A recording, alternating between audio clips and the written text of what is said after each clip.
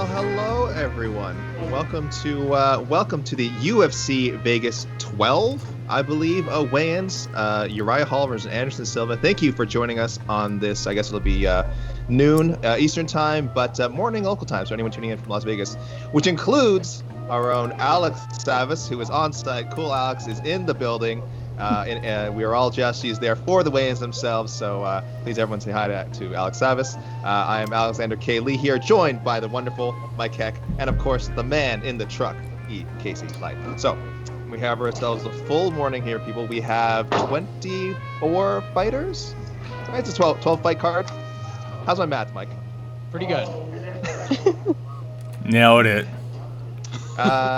So of course we have a main event with Uriah Hall and Anderson Silva, and in the co-main event we have featherweights Andre Fili and Bryce Mitchell. Thanks again everyone for tuning in. We will have our graphic up so you guys can keep checking in. There's no need to type in the comments, has so and so weighed in yet? Did this person miss weight? What did this person weigh in at? The graphic will show up. Please be patient, and all your queries will be answered. Mike, how are we feeling this morning, and who do you think will weigh in first? How am I feeling? I'm looking out the window and it is snowing in Massachusetts. So it's been snowing all morning. So a fun, auspicious start to the day.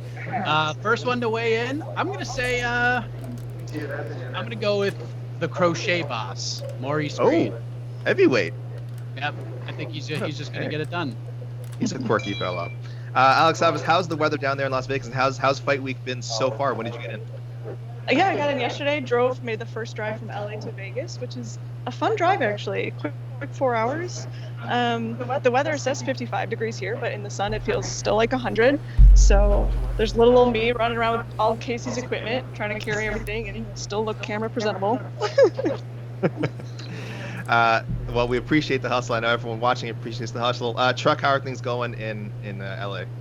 I live in Inglewood, not LA. Same thing, man. Jeez. Inglewood is up to lots of good. It's a nice, I think, low 60s here.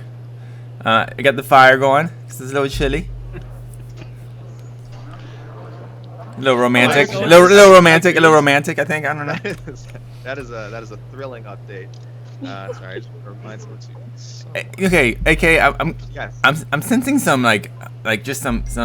This isn't the positivity I'm usually. I'm jealous. We all know I'm jealous of cool Alex under the best of circumstances, and now she's there at the Apex. I guess not at the Apex. Where they're weighing at the Apex? Yeah, we're at the Apex. Yeah. She's there at the Apex, getting to see the weigh-ins live, and I wish it was me. I'm just gonna be honest with you. I'll be fine. Just give me a couple of minutes. Weigh-ins haven't started. As soon as they start, I'll be in a great mood.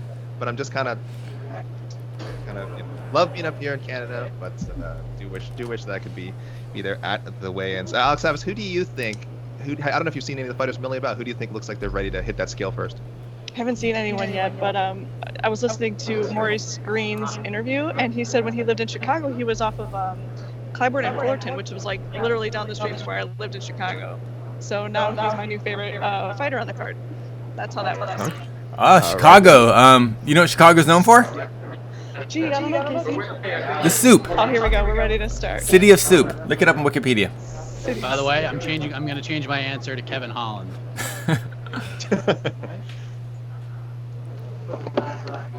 I have no insight to this. Oh, okay. I thought you.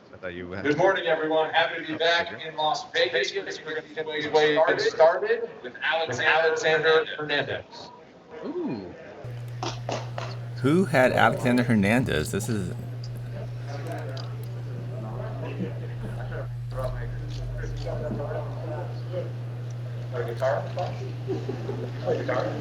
Remarkable image quality. Remarkable.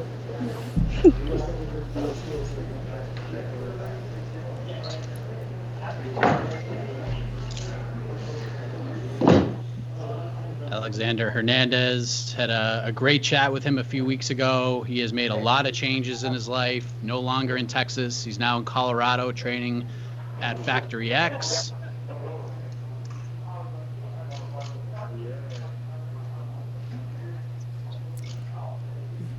Look at that gentleman letting the scale actually set. This is big news.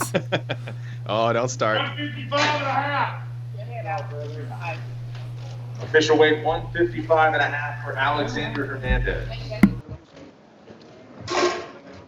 155.5. 155.5 for Alexander Hernandez. No issues there. The man is in incredible shape. And got to start off. Yeah.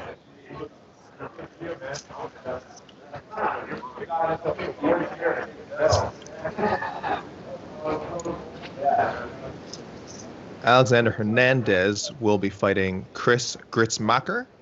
The Grits? Mike, is that what they call it? Gruetzemacher, yes. And here comes Gruetzemacher. UFC newcomer Adrian Yanez, who had one of the fastest finishes in the history of Dana White's Contender Series to earn himself a contract. And he's going to take on fellow newcomer Victor Rodriguez, staying on the card. He was originally supposed to fight Aaron Phillips before Phillips had to withdraw due to an injury.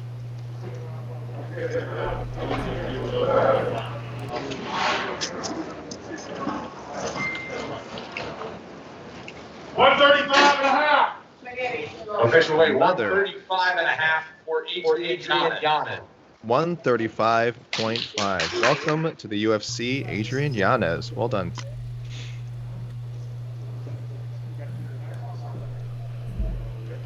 Anyone watching, I'd recommend maybe saving your questions for later. We will be answering questions on YouTube. Justin Ledet coming up next, but please, we welcome your questions later, so save those up, and we'll answer them when we have a lull after this the usual opening charge of weigh-ins. What was the weight for Yanez? I'm sorry. 135.5.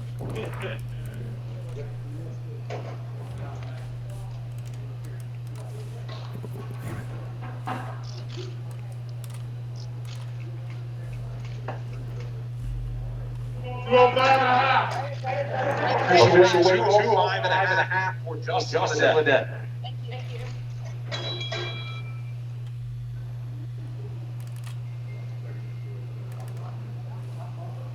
Interesting start to Justin Ledet's UFC career. Wins all three of his fights. Won all three of his fights at heavyweight. Made the decision to drop to 205, and he's lost all three of his light heavyweight fights. But he has fought a who's who at 205. Yeah, I was gonna ask like if he would want to ever consider like a move back up to heavyweight, but I guess if he ever wants to actually contend, I guess 205 is the weight class that makes sense for him. But yes, you're right. 3-0 at heavyweight, 0-3 at light heavyweight. Here's Jason Witt.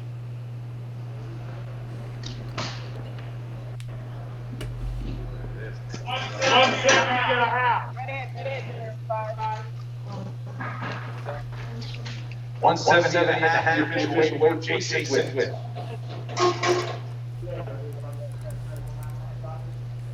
Jason Witt 170.5. So everyone's successfully weighing in so far, and everyone a half pound over. So it could just be the scale. But yeah, everyone making a little extra use of that the extra poundage for non-title fights. Nothing wrong with that. Jason Witt also. Oh no, Jason Witt. This is not his debut, is it, Mike? I mean, Bryce Mitchell. Bryce Mitchell. Very popular fighter. The man with the camo shorts. Have you seen them?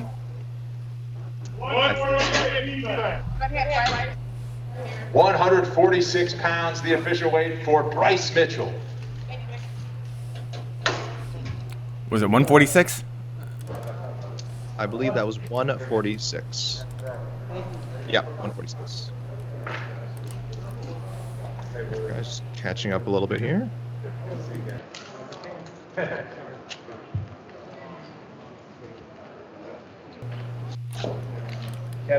So yes, a rare bit of Kevin Natividad.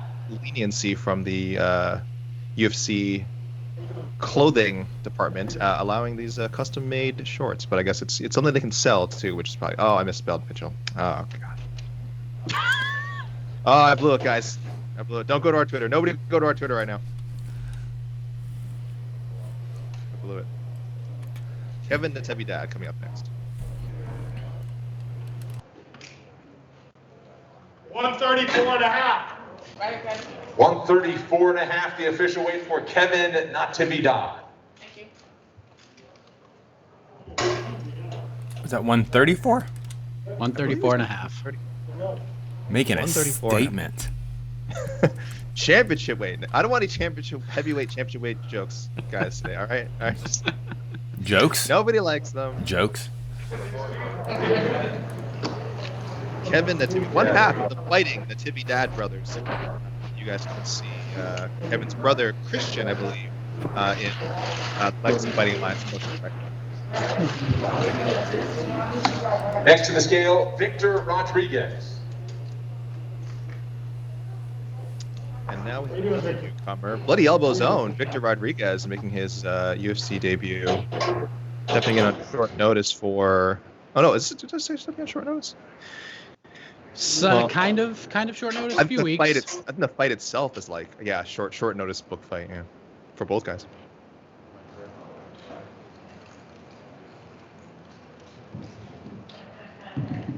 $133. 5 seconds. Official weight 133 pounds for Victor Rodriguez.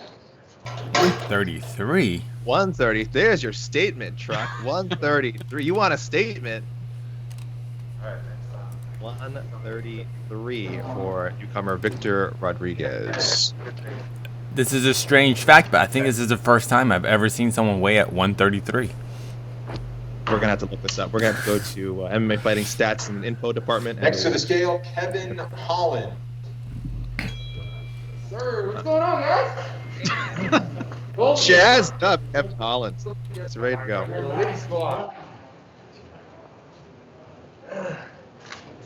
Good to see you too, bro. I missed you guys. Especially Heidi over there. She's back this time. Hi, Kevin.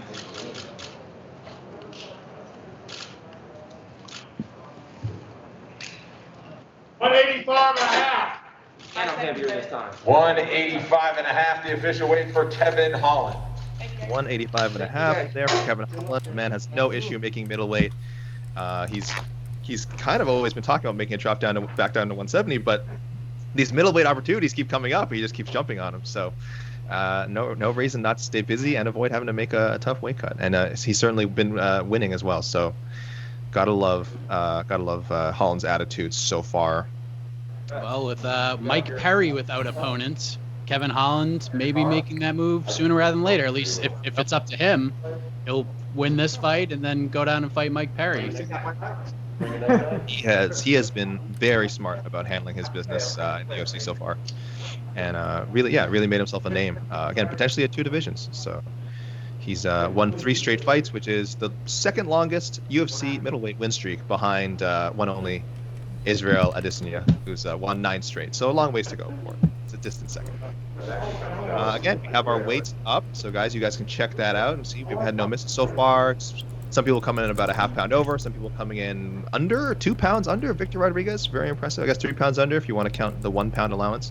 Let me ask, I don't want to ask any big questions now because I do feel like we're going to have someone else come up soon. Though our headliners are yet to show up. Uriah Hall, Anderson Silva. 2 guys have never had any issues with making weight. We're still waiting for our heavyweights, of course, and none of our female fighters have shown up yet. We got a long ways to go, people. Plenty of time. A little under. We're just 10 minutes in. So save your thoughts, please. Save your thoughts for us. Save your comments, and we will get. See if this works. Oh, no. Can you change? Sorry, that's not working, Alex. Can you change it back? Cool, Alex, to the audio settings you had.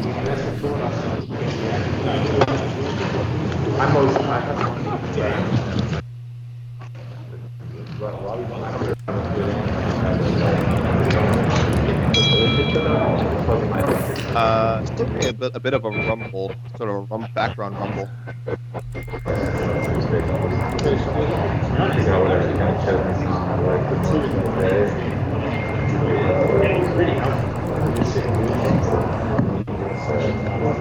Guys, while we wait for the next person, and this will probably be an ongoing discussion throughout today and throughout the rest of the weekend, how confident are we feeling about this Anderson Silva quote unquote retirement talk? Where are we on this? Alex Dobbs, can you hear me? Mike, I'll go to you for now. Yeah, I can hear you. Okay, I'll go to Mike for now. I'm just asking you that Anderson Silva retirement talk. Mike, what do you think? Absolutely not. I think Absolutely not. I think the main question is this his last fight in the UFC. Yes. I don't think it's retirement from the sport. I think it's maybe this is his last final UFC fight. I think that's the issue. He still has another fight on his deal, which is interesting. Unless like they made some sort of agreement with the UFC that this will be it. Andre Fili. We could have our first. I think this will be our first. Oh no, Adrian Yanez, Victor Rodriguez official. So this will be another official fight with Andre Fili stepping up, trying to make 145. Yeah.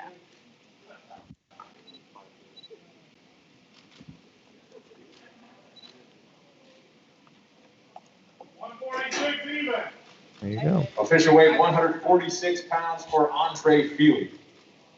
146 for Andre Fili. His fight with Bryce Mitchell is now official. This will be Saturday's co-main event. Big opportunity for both guys. Fili, one of the most exciting fighters, 145, and has just seems like he's just been kind of just one or two steps away from being like a true contender.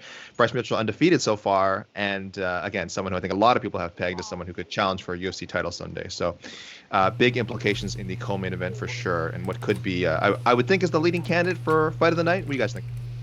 I would say that's a pretty safe bet. I think there will be some sort of performance. Maybe by the night one of the guys gets a performance, but I think it's a very good fight. It's very good matchmaking. Perfect placement on the card. Yeah, good job UFC. Good piece of matchmaking, as I like to say. Yeah, I just said that. No, you said good matchmaking. I say it's a good piece of matchmaking. It's an on to the next one pick. Did you or you did probably? Yeah, since that was my pick. I had to pick it like 2 or 3 different times because Mitchell fought at 249 and then Fili fought, and it was always the same. So. Whoa, down in front. So I'll go back to the Anderson Silva chatter for That's now. okay. Alex Evans, again, you're out. You're down on the ground. Are you feeling the retirement energies from Anderson Silva are real? What do you think? No, I don't think so. I'm not getting that vibe. I don't think anyone's feeling that way. Do you believe this is his last fight in the UFC? Yes. With a loss. I think with a win, maybe it's different. Who knows? Yeah, I can see that. That makes sense. Bellator? What do you think, Alex Evans? That's the way to go? I mean, where else would you go? Ryzen. Yes. Right? No, guys, I have 2 words for you. Bare knuckle. Oh. I'm listening. You had my curiosity. Now you have my attention. Bare knuckle. You can't throw kicks in bare knuckle. This is true. I just did the Miss Fist this morning with Jed Mishu about chronicling some of Anderson Silva's pre-UFC glory days, and there was a boxing match in there, and it just looked weird. It looked weird. I don't know if you guys can check out that clip later. He has 2 pro boxing matches. I think only one of them is on Next to the YouTube. scale, Miles Johns. Was he still in his very kind of MMA Muay Thai stance, or was he very boxer? He definitely looked like he was boxing, which made it even more weird. Yeah, which made it even more like, this doesn't look right. Like, just a pure boxing stance. Like, and I feel about this. Yeah, in general. But not right now, because we're doing weigh-ins, man. Weigh-ins rule. 135 even. Official weight 135 for Miles Johns. 135 for Miles. There's your championship weight. 135 for Miles Johns. That's another fight that I think is a real sleeper. Miles Johns and Kevin Natividad. But kind of like what Casey said, maybe not a fight of the night, but could be a highlight. I think a highlight reel. That Natividad is really exciting. For guys who don't know about him, check out some of his LFA highlights.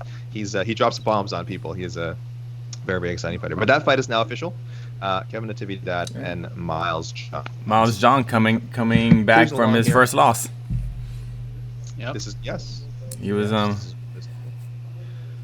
He was 10-0 before running into Mario Bautista. A very scrap. There's that bantamweight division again. We say it every week, but it's just like it just gets better and better. The top is really competitive, the elite, and then you have all these like hungry guys coming up. It's just a really solid weight class right now. So.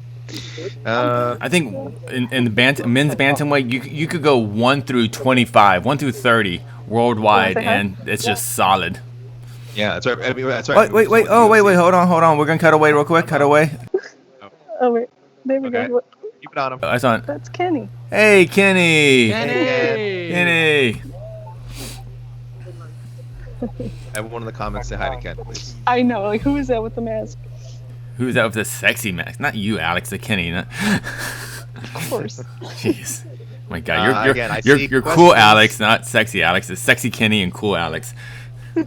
I see questions asking, has X fighter weighed in? People, there is a graphic that will flash on the screen Oh man. periodically. You do not, thank you. You do not have to ask if someone has weighed in. The answers will be right in front of you. And we assure you, we are not lying to you. If we're missing a name, please point it out.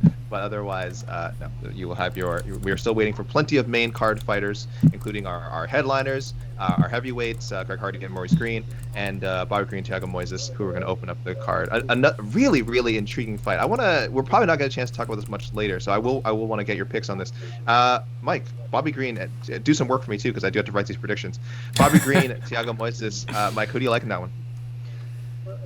Bobby Greene has so much momentum right now, so I'm leaning towards him. I think momentum means so much in this sport, and that leads to confidence, and then confidence is even more important than momentum. So I got to go with him. And what's interesting enough is he said it in a couple of interviews. Bobby Greene is double booked. He's got a fight already booked in December, it looks like. I don't know who with, but he's been saying to a couple different people in different interviews that after this fight, I'm already booked in December. So he's looking to just have a monster year and just keep this train rolling. I have no idea who he's fighting, no insight to this whatsoever, but these are words coming from his mouth that he's getting the Chimaev treatment, getting the double booking.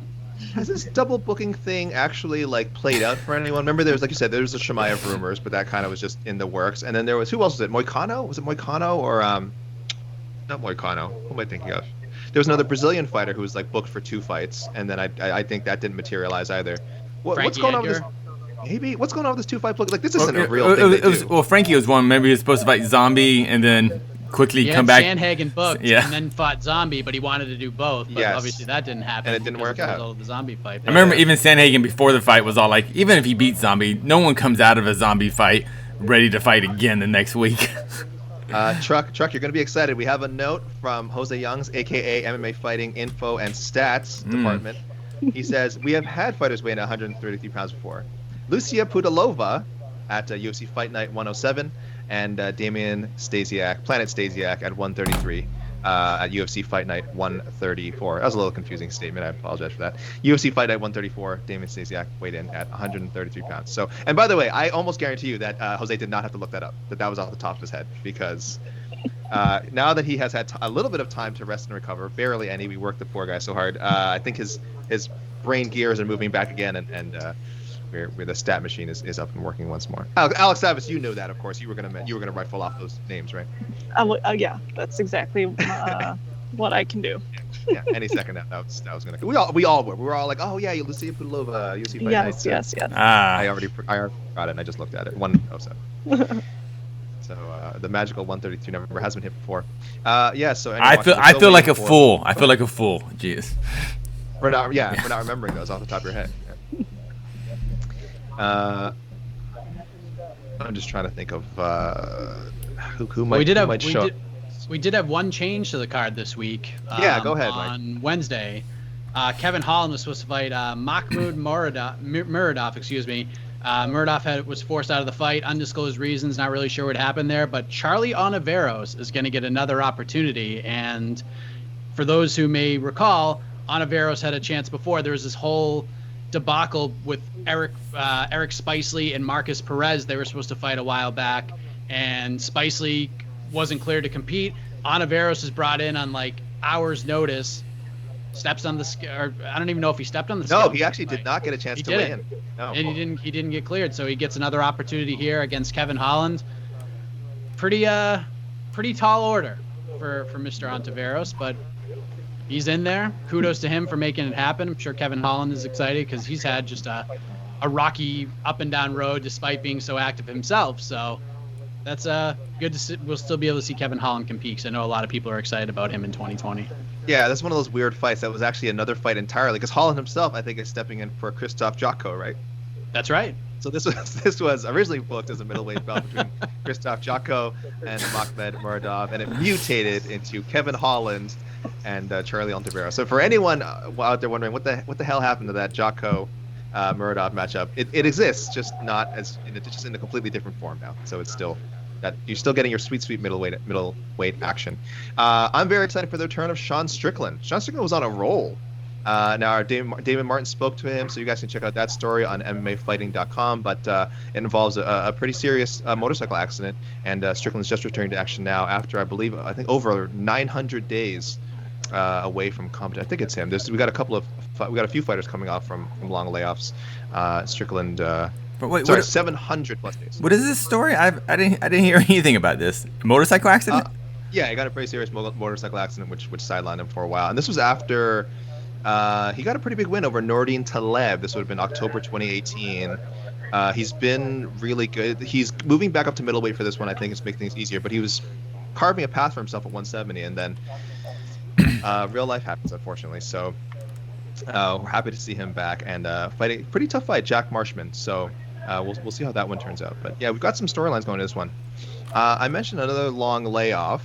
I said it was not him that's coming back from a 700-plus day layoff. It is... Sorry, people, I need to dig into my... Please, Mike, please, help me. It's Chris Gruetzemacher. Yes. He's had a neck injury? Yeah, he's had all sorts of crazy injuries. The last time we saw him, he fought Joe Lozon and left him in a bloody heap in Brooklyn. And that was the last time we've seen him. That was that crazy UFC 223 card with the whole McGregor thing and all of that. But yeah, he had a great performance over Lozon and was starting to get some momentum going. And yeah, a series of injuries. The neck was a big one for him. But now he's back against Alexander Hernandez. So very interesting fight. Both guys, both guys in different circumstances. Both guys made some changes to their lives, and now they're going to meet in a pretty exciting 55 matchup tomorrow. Yeah, you mentioned the Lozon fight. That was really a big moment for him. And again, it's a shame he has been able to capitalize on. I'm seeing also, I think, a torn ACL. So like a lot of injuries. Yeah. A lot of injuries, unfortunately. My goodness. But a win over Alexander Hernandez would put him right back up there, like top 20. So it's just, you're right. So this is a pivotal fight for both guys. Alex Savas, I was wondering. This is your Bobby Greene. To be continued. To be continued. King Bobby Greene coming up next, trying to make the 155-pound limit. As he is most well known, of course.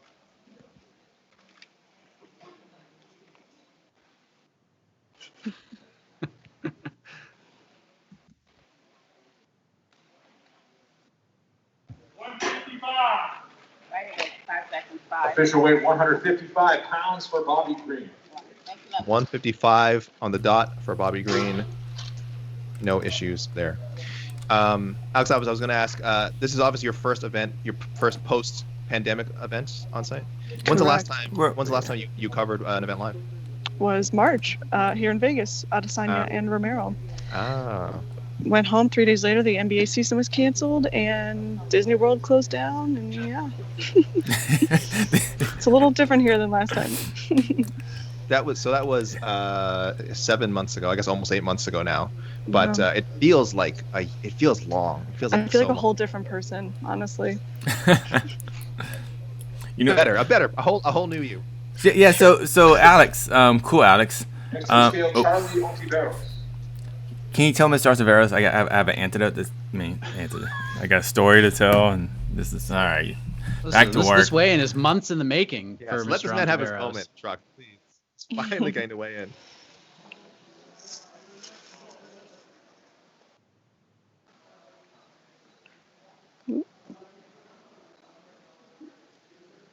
That's real?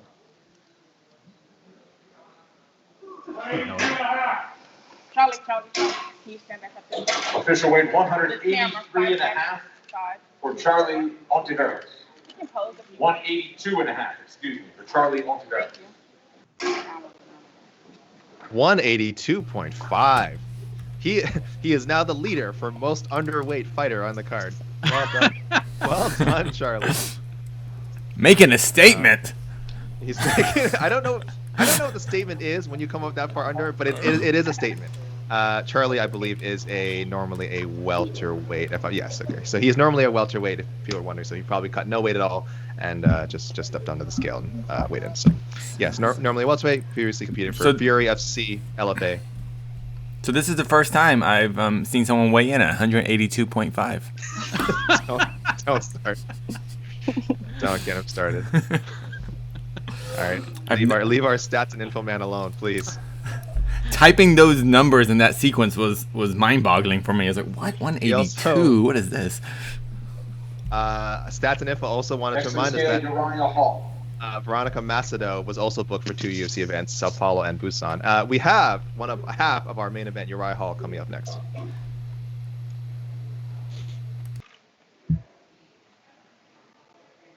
$186 even. Right here, baby. Official weight 186 pounds for Uriah Hall. 186 for Uriah Hall.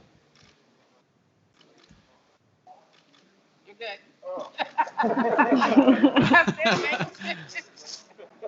So Fortis MMA kicking off the card, and then Fortis MMA wrapping up the card. Miles Johns and Uriah Hall.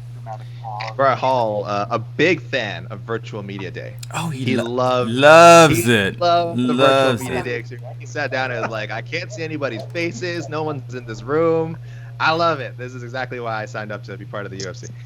No, please, anyone check out. I would actually highly recommend checking out Uriah Hall's Virtual Media Day scrum because he was befuddled by the setup. He was very confused and at some point agitated by the Virtual Media Day. When you say at some point, you mean from the second it started to the second it ended? Yes, I would say that. Yeah. Alex Savas, you haven't had any unpleasant run-ins with Mr. Uriah Hall, have you? No. And I would probably go the other way. No, it's okay. Just don't let him know that you're media. It's funny. We saw Uriah Hall in Vancouver the last time he fought, and he was in a much better mood with the media. He was in a much more understanding mood. Maybe it was the fresh Canadian air, but he was like, you know what, you guys aren't so bad. And by the end, it was like, oh, maybe we've turned a corner. But Mike, do you have something to say about Uriah Hall? We have some breaking news. Oh boy. Scale. Oh. The fight between Priscila, Cachoeira, and Cortney Casey is off. Ooh, ouch. Combate on their broadcast reported it. I just confirmed it from sources close to Cortney Casey's side, so that fight is not happening tomorrow. Oh no, we've lost a fight. Okay. Oh yes, this fellow. You fans may recognize this man as Anderson Silva, stepping up right now. Sorry to put a damper on such an important weigh-in, maybe the last UFC weigh-in. Way to go, Mike.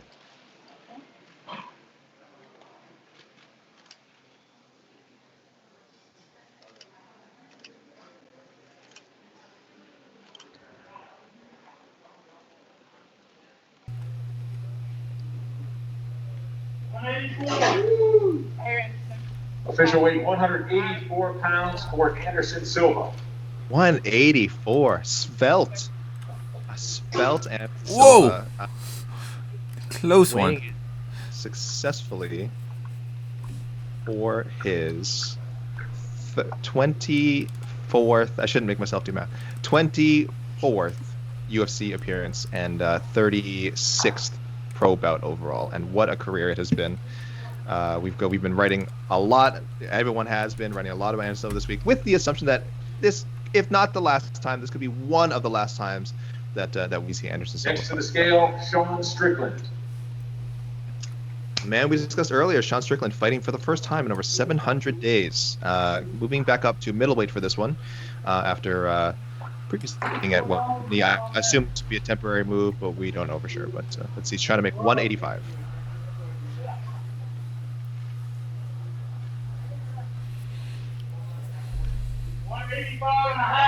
Right here, Sean. Official weight 185 and a half for Sean Strickland. Thank you. 185 and a half for Sean Strickland. He has competed at middleweight before in the UFC. He's actually 2-0 at 185 when competing in the UFC, so not uncomfortable territory for him at all. So that is another successful weigh-in. Sorry, back to Mike. Can you update us on the fight cancellation again? Yeah, please.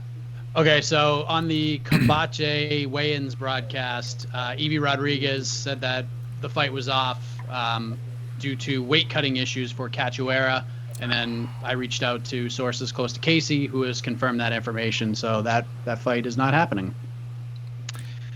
Yeah, that's not super surprising. Our own Guillermo Cruz spoke to Priscila Cachoeira, and she had a very difficult time. She took it on short notice, I believe. She also had contracted COVID, I believe, which I think removed her from another fight. And dengue fever.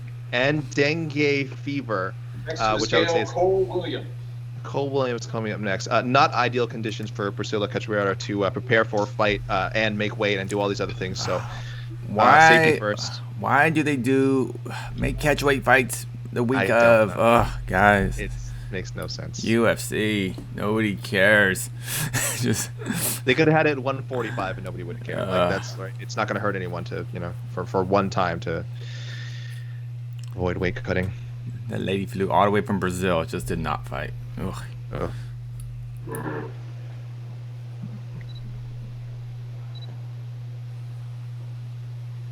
175 and a half. Cole, need you to pose real quick. Can you jump back up there? Yep. Camera. 5 seconds. 5. Official weight 175 and a half for Cole Williams. Whoa. 175 and a half. So Cole Williams missing the welterweight limit pretty badly. Yes, 175 and a half. Okay. We'll have an update on that later, of course, as to whether that fight will go through, and if so, what penalty Mr. Cole Williams might face for his matchup with Jason Witt. Jason Witt successfully made weight earlier, so we'll see how those negotiations go. Cole Williams making a statement. I mean, you're not wrong when you say it. He is. Statements are being made. What kind of statements? Again, is up to review. Man, poor Jason Witt. I mean, the guy gets his first UFC fight on a day's notice, doesn't know until like minutes before he's set to make the octagon walk against Takashi Sato that he's actually going to fight because he had to get his medicals taken care of. Goes in there, loses the fight, and now he gets a full camp, and he's taking on a guy who missed weight by 4.5 pounds, potentially. We'll see how the negotiations go, but not a stellar beginning to Jason Witt's UFC run after just a long, grueling road on the regional scene to get to that point. So, I feel for him right now. Crazy. It's not a great start for Cole Williams either, because if I'm not mistaken, this is the second straight time he has missed weight for a fight by more than like 3 pounds. Wow, he missed by more in his debut. He was 176. Yeah, right. So this is an improvement. So I'm not going to be facetious about this, but so he's missed weight again. So this was so this was technically 4.5 pounds, 175.5. Yeah. Okay, so 4.5 pounds today, 5 pounds for his first fight with Claudio Silva. So Cole Williams, I don't know, win or lose. This is either the UFC is going to have to talk to him, but not a good sign for Cole Williams. I don't want to bring up stats and info, but this has to be the first time someone has missed weight in consecutive fights by 4 or more pounds. Goodness me! If only that red mark of weigh-in miss shame cannot be read enough. Alex, since you're down there, I think you have a little bit of just a little bit better view of the fighters and how things are going. What do you anything stand out for you as far as body language goes? Anyone looking particularly drawn out so far in the scales? No, everything's been kind of, I don't know, easy peasy.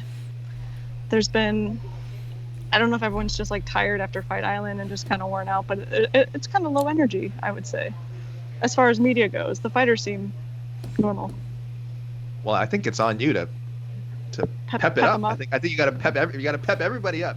Should I start a slow clap? If you just started slow clapping right now, that would be the funniest. We would have our credentials revoked probably, but it would be worth it. Man, it'd be worth it. Hey, freedom of press. Come on. If we all lose our jobs. Hey, Alex Savis, just how about just every once in a while when the mood's a little kind of quiet, just bust out an air horn and just just yeah. People love that. I could start like a karaoke thing. I just got a mic. Oh no. She's got the mic. Wonderwall. Do Wonderwall. Oh, no. That's not in my register. I can do. Oh yeah, what's your karaoke go-to? Yeah, let's talk about that. Let's don't talk about these fights. My Also, karaoke go-to YouTube. is Shout out your karaoke go-to song on YouTube. Sorry, Alex. Go ahead. What's her name? Amy Winehouse. You know, the low Whoa. voice, like the Stevie Nicks, I Whoa. need something very low. Those are really tough people. Like, those are really good singers. Oh, I can't nail it at all, but I'm just Okay. saying, like, if I had to come in anywhere on the scale, that's where it would be. Let's see. Hopefully get some fun responses here. But Amy Winehouse and Stevie Nicks, goodness me. Tracy Chapman, just- that would be the third. Dang. Tracy Chapman. What? Some flexing. This is some low-key flexing from What Alex. was that, Tracy? Like, what was their famous song? Fast car. Fast car. Give me a little bit, Alex. No. No, do a duet. Actually, you know what? Let's get both Alexes and this. Can you guys do a duet of Islands in the Stream? Let's, for the sake of our viewers, let's not do. Oh, Adriana Palenza with a deep cut. Fiona Apple, Sleep to Dream. I love it. Wow. Michael Ananda says Hammer Smashed Face by Cannibal Corpse. I think that's a ballad, right? Yeah. Just Hammer my Smash regular viewer. Face. Lights by Journey. I don't think I know that Journey song. I'm Lights? sorry. That's When the lights go down. See, that's a bit of a deep cut. Everyone always goes separate ways. When you go Journey, you go, let's do separate ways. You know, no, you go Lights. I like. Damn, that was Just pretty. my 2 cents, man. That was pretty. Are people still weighing in? Because I'm kind of over that part. I want to talk about this. Oh, go ahead, Casey. What do you want to talk about? No, I just want to talk about karaoke because Oh, you want to- okay.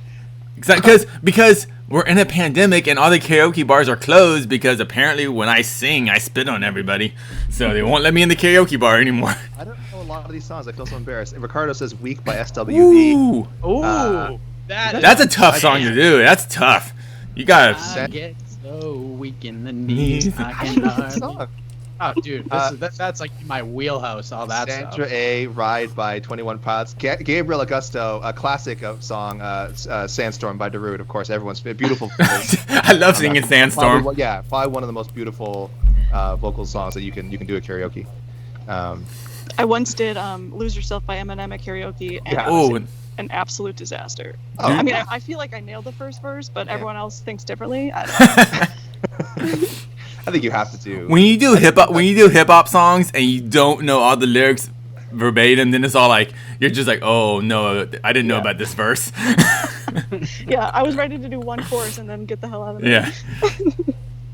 We have Fightful MMA chime. Oh, it's our old buddy Shaq on the Fightful MMA account saying he can crush Promiscuous by his fellow Vancouver native Nelly Furtado. Oh. I have we'll see. seen that We'll live. see. I have seen it live. You can vouch for that? I can't. He knocked it out of the park. Before UFC 244, the night before, we had a little media gathering at a place in New York in Times Square, and we had a little karaoke night. I saw it live. Shaq crushed it. Alex Savas. Jose, Alex go Savas. ahead. If you yell at Kenny in front of you, we went to a karaoke bar together, and I sang "Wrecking Ball" by Miley Cyrus. Oh, Nice. Love Miley. Dude, Jose "Wrecking Ball" Youngs rules. with a feel-good song, "Who Shot Ya" by the Notorious B.I.G. Of course. He says his go-to karaoke song since 1999. Wow. And Mark Minigray says, "Love the Way You Lie." Eminem and Rihanna needs a duet. Oh. Speaking of duets, fan bites Fernando Prates and I do a killer "Shallow." All right, you will. All right, you can ask her. We do a killer "Shallow." Bradley Cooper and Lady Gaga. I do the Lady Gaga parts. She does the Bradley Cooper parts, obviously, and that is what that is a party. I'm surprised no one has said "Shallow." After you do it, do people go? Are they really in love? Do you think? Are they? It started a lot of rumors. No, well, in fairness, no one has seen this yet, but we are. It is. I'm telling you, one day when it debuts, it's gonna go crazy. Ricardo, "Nobody" by Keith Sweat. Ooh. Sexy time. Another good All right, one. All right, Ricardo. All right. Jose Young, y'all have some trash ass. I shouldn't even read this, but y'all have some trash ass karaoke songs. Jose, come on now. There's no bad choices. No. Jose is doing hip. You don't do. He did big. Can't do Biggie. I don't believe it. I want to see this. He says that he can do a Biggie song at a karaoke, and like I don't believe it. Larry Lillard says "Toxicity" by System of a Down. I would love to see that. That's awesome. I would love to see that. No, that's Chop Suey. Oh, that's Chop Suey. Come on, man. And toxicity in our city, in our city. No. Whoa, Midnight. Oh, whoa, that was good. Annie Lennox. Why? Oh, that's a showstopper. When someone starts saying "why" at karaoke, that's like everyone's like. And by the way, AK, I completely disagree with you. There are lots of wrong choices with karaoke. Oh. Before joining the squad here, I hosted many of karaoke show for like, I don't know, 5, 6, 7 years. There are some very bad choices out there. Where? Very, very bad. Where? Hold on. Elaborate. In the here in good old Berkshire County, many of karaoke show. There are a lot of bad choices, a lot of them. One go-to that people like to sing, and it's actually a horrible karaoke song, is "Poison" by Belle Biv DeVoe. The reason why is because you don't realize that song is like 6 minutes long, and the last 3 minutes of the song just goes poison, poison. And you look at the screen, it just says poison 50 times. Like, what? Poison? Yeah. It's cool when it starts, and then people realize, oh, this isn't like, it's not going to go anywhere. Yeah. Unless the person can dance. Maybe if they can dance, that'll help, but it's always very awkward. It's always okay, I'm sorry, I didn't know. Skip to the next song. Skip the next song. That awkward moment. Yeah. If you want, like, if you're a gentleman out there who goes to a karaoke bar and you're like, you know what, I'm feeling froggy, I'm gonna go sing a song that could get the party started, but it's not that difficult to sing, I recommend "No Diggity" by Blackstreet, because it's not that difficult to sing, and everyone will just sing it along with you. That even if you're terrible, it doesn't matter because it's such a good song. I believe if you have a private karaoke room, the song you always start off with is "9 to 5" by Dolly Parton. Because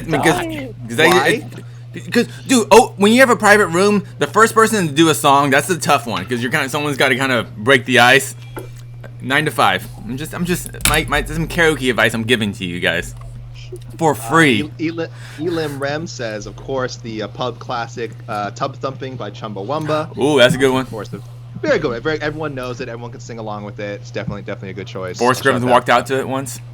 Some MMA wagers. Any Nickelback. Shoutouts Canada. Any Nickelback. Canada's greatest export. Never made it as a wise man. I agree. I think that's you can't go wrong with it.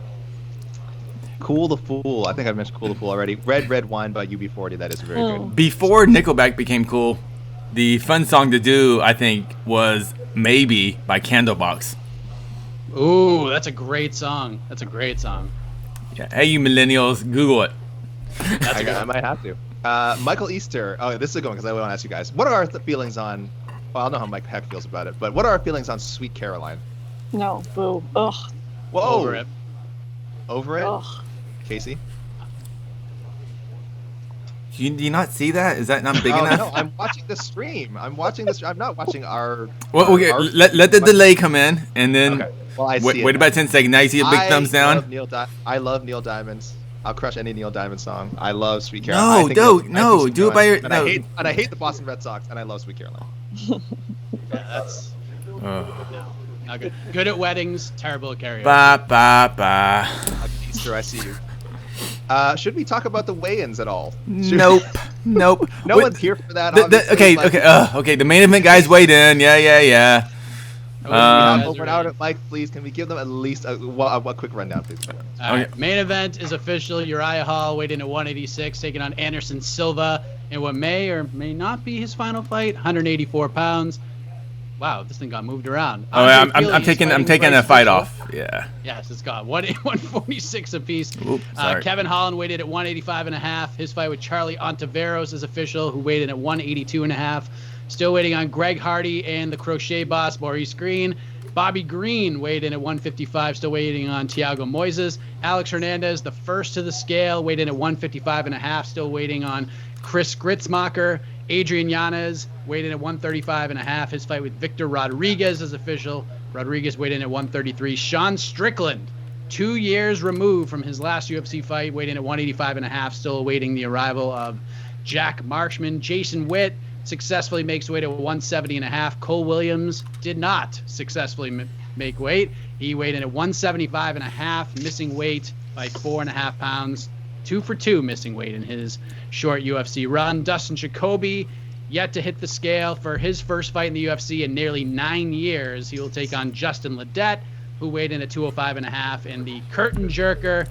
An exciting fight in the bantamweight division. Miles Johns weighed in at 135 on the nose, taking on Kevin Natividad, who weighed in at 134.5. Back to karaoke favorites. An exciting fight in the bantamweight division is almost like redundant at this point. You know what I mean? It's like I don't know if you can have. I'm trying to think of I don't know if there's any non-exciting matchups at bantamweight. It's just so good. We have another stat from MMAF Stats and Info, aka Jose Youngs. John Lineker came in at 129, 128, and 130 for flyweight fights. So this was in reference to has anyone ever missed weight? Okay, I was very disappointed because I thought you were gonna say, and John Lineker loves to sing Journey. I mean, he probably does. Yeah, what's John Lineker's go-to? I don't. Yeah. Hey, Alex, Savas, for the rest of the weigh-ins, can you just yell out, "Hey, Dustin Jacoby, congratulations, making light heavyweight." But what's your favorite song to sing at weddings? Yes, I can. Thank you. John Lineker's favorite song is "Let the Bodies Hit the Floor." That's everyone's favorite, and I'm a little disappointed that no one mentioned that in the chat. If I'm being honest, We got movement here. Next to the scale, Jack Marshman.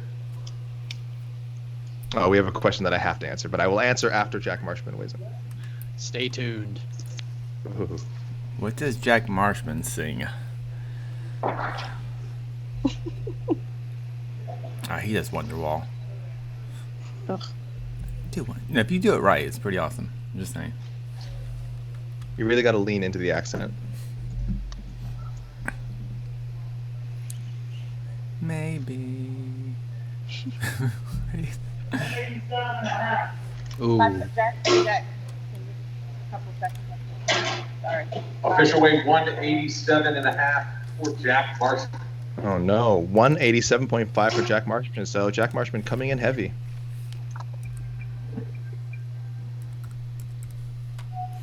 So we got a couple of misses now. All right, he gets the Something we like to see. gets a red font of shame. Oof. So we will see if his fight with Sean Strickland goes through. This will be tough. Sean Strickland again is normally a welterweight, so he'll probably give me up quite a bit of size in there with Jack Marshman. Not that Jack Marshman's the biggest middleweight, but he did miss weight out, as we just noted. The question I want to answer: best DMX song for karaoke. Oh no, I lost the guy's name.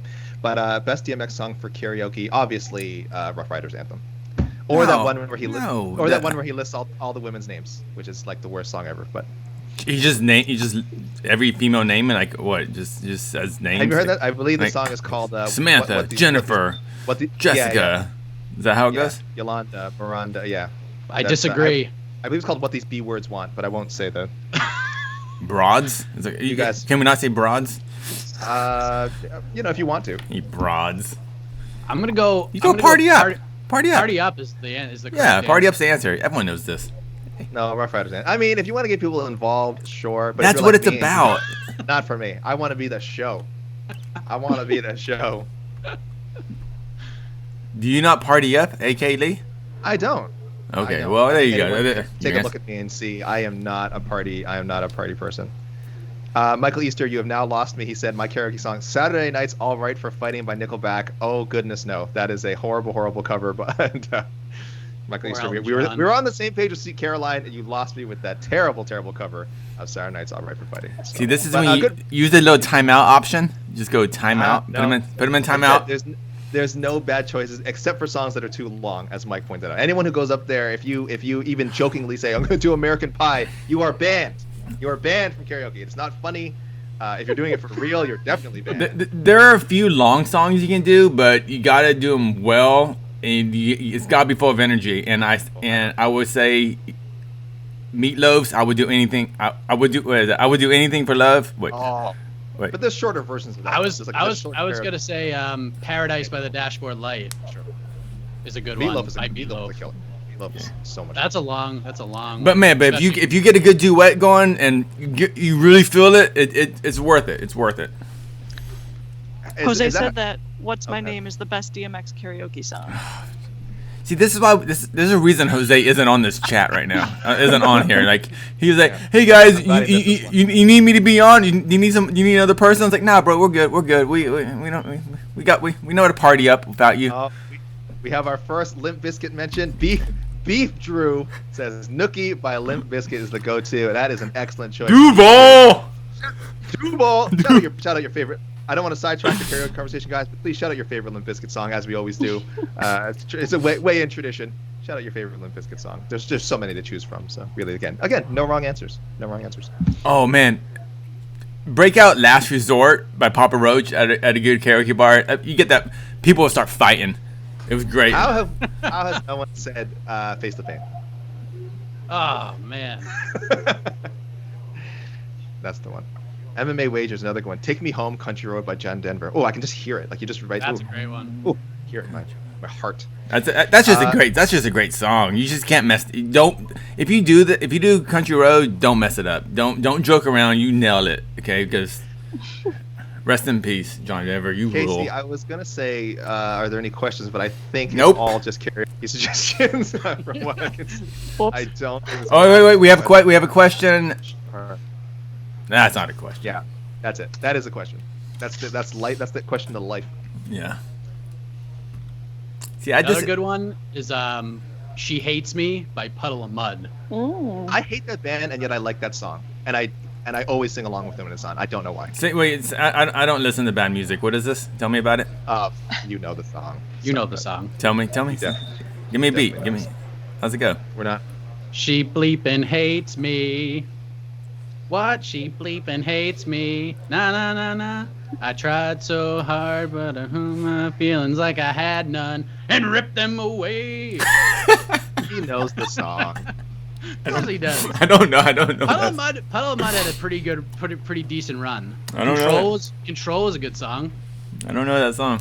Sorry. Ah, you know it. I don't. I mean, they were know. successful. I don't know. I'm not gonna refute that. They fell off pretty fast though. Crack Hunter chimed in. I think he doesn't know what we're doing. He said his favorite movie is Carrie. Great, good for you. And again, not the conversation we're having right now, but we will, Maybe he's just trying to change gears here. Maybe he loves The Mask. It's his favorite movie. He wants to talk about it. There's nothing wrong with that. Man, people are really. What was that? Someone said Piano Man. Piano Man is one of those like it's obnoxious if you don't know what you're doing. Yeah. It's obnoxious. Okay. It's like you think it's funny. It's like. So Mike, you've DJ'd some karaoke events. My feeling is karaoke can only go two ways. You gotta be really good or really horrible. It's in the middle that's kind of boring. I say. Yeah. Either like you're so bad it's back to good again, or you're actually really good. It's like, oh, this is fun. But yeah, it's way better. It's way better when there's like a lot of people doing it. Like just so you have a variety. Like when you hear, especially if like you do, and I've done it all. I've done them where there's like different people every single song the whole night, and then I've done it where it's like the same 5 people all night, and all 5 of them are absolutely horrendous. And those are just like the worst. But if you can if there's something on the line, if there's some sort of prize, some sort of competition, like everyone steps up their game, and it's way more enjoyable that way. Or that night in New York was pretty fun too. Everyone just had a blast and was in a good mood, and everyone was like into it and cheering everybody on. Like the atmosphere is more important in my opinion than like song selection. I mean, eventually you're gonna get a boring one here and there, but if everyone's in good spirits and has a smile on their face, it's usually a pretty good night.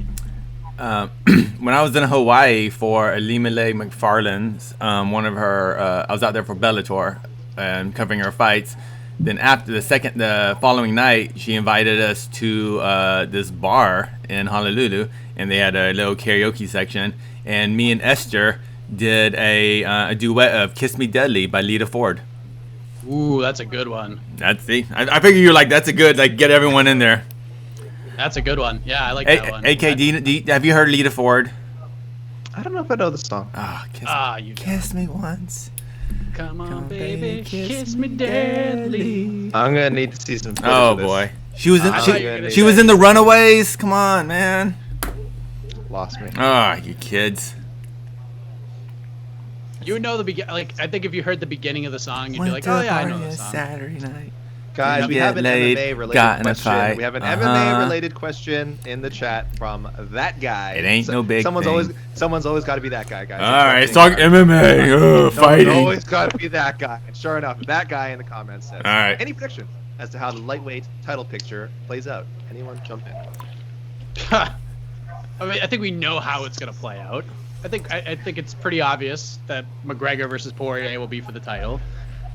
There's the difference between what will happen and what should happen. We all know the answer of what should happen. There should be a tournament, and we should have some fun with our MMA. That will not happen. But McGregor versus Poirier, fine. At least we get the division moving. But again, now Dana White's saying that he talked to Khabib, and Khabib might want to come back and make it 30-0. I'm rolling my eyes too. Yeah, let the man retire. Let the man retire. We all just rolled our eyes. Yeah. Oh, actually, I saw the whole quote, and then when he was said his dad wanted him to be 30-0. Like I was like, oh man, you're really gonna make. Oh, jeez.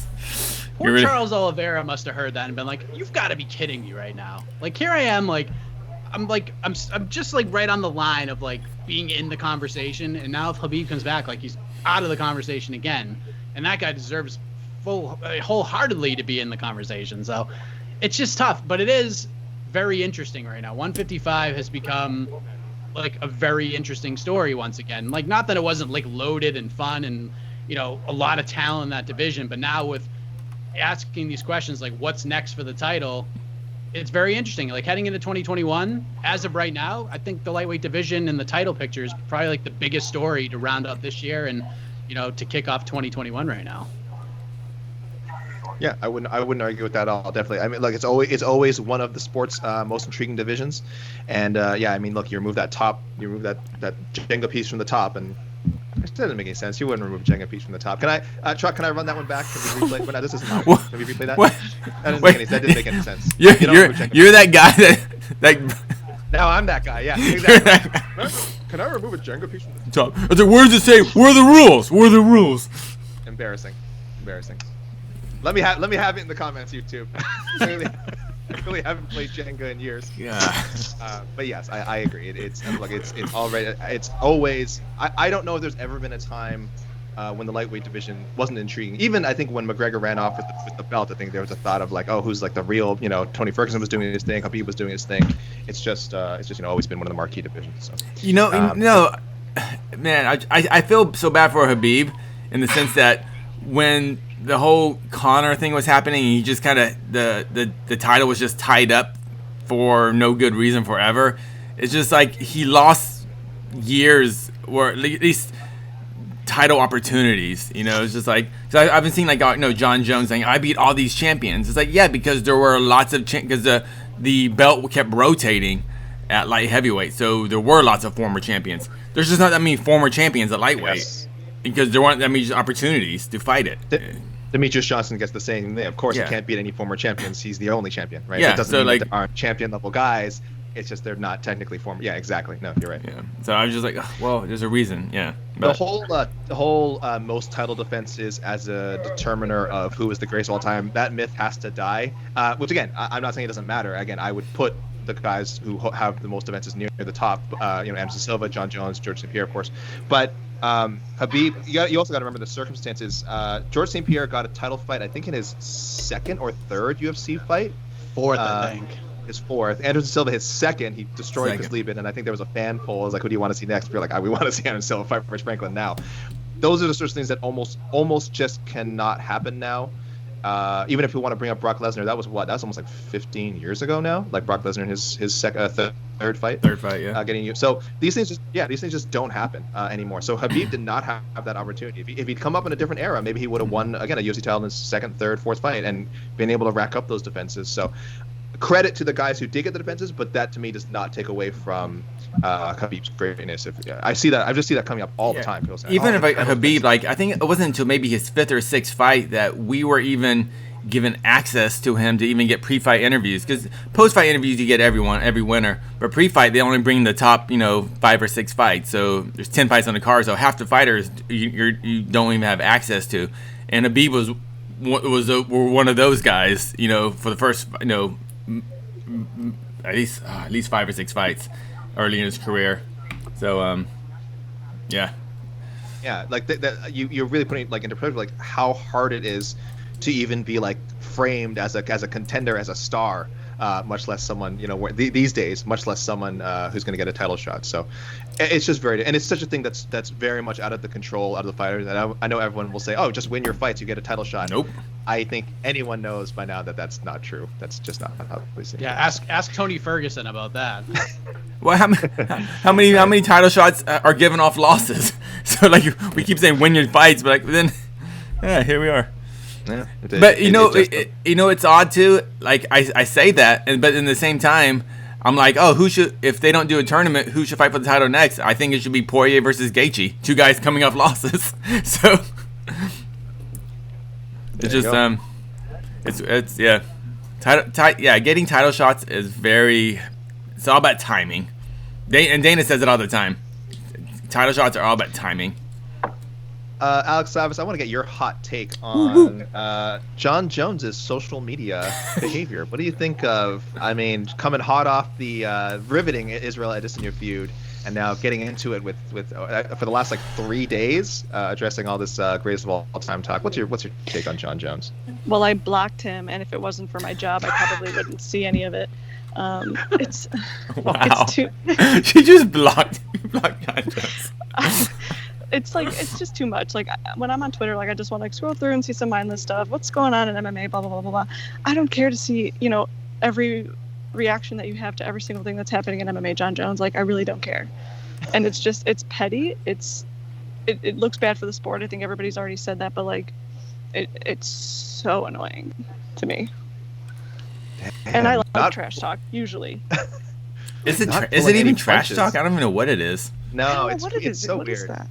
He's campaigning. Yeah, for what, right? It's campaigning for this sort of immaterial, very immaterial, constantly shifting thing. I don't know. It's I don't love it. Cool, Alex. What if Robert Whittaker just went on Twitter right now and started blasting Adesanya? How would you feel? Wouldn't happen. No hypotheticals for Alex. No. No, it wouldn't. I mean, if he gets one shot in as a funny, a Darren Till kind of thing, okay, fine. But Jon Jones, it's coming from a malicious point, and then it's just not funny anymore. I wish he waited 3 days. Wait till Monday, then come out and start saying it. To say it right after Khabib won, I didn't really appreciate that much. But no. I gotta say the black and white Instagram video that he posted, the old NWO style, I kind of dug it. He could have at least waited till Tuesday when the rankings were actually changed, right? There was so much opportunities for him to if he had to speak up on the issue, which he didn't really have to, but if he had to, the timing could have been so much better. To do it right after was just a very silly, strange thing to do, and again, the sort of thing that really only seems to hurt his reputation. Not that he's aware of that, I think, but I did sign up.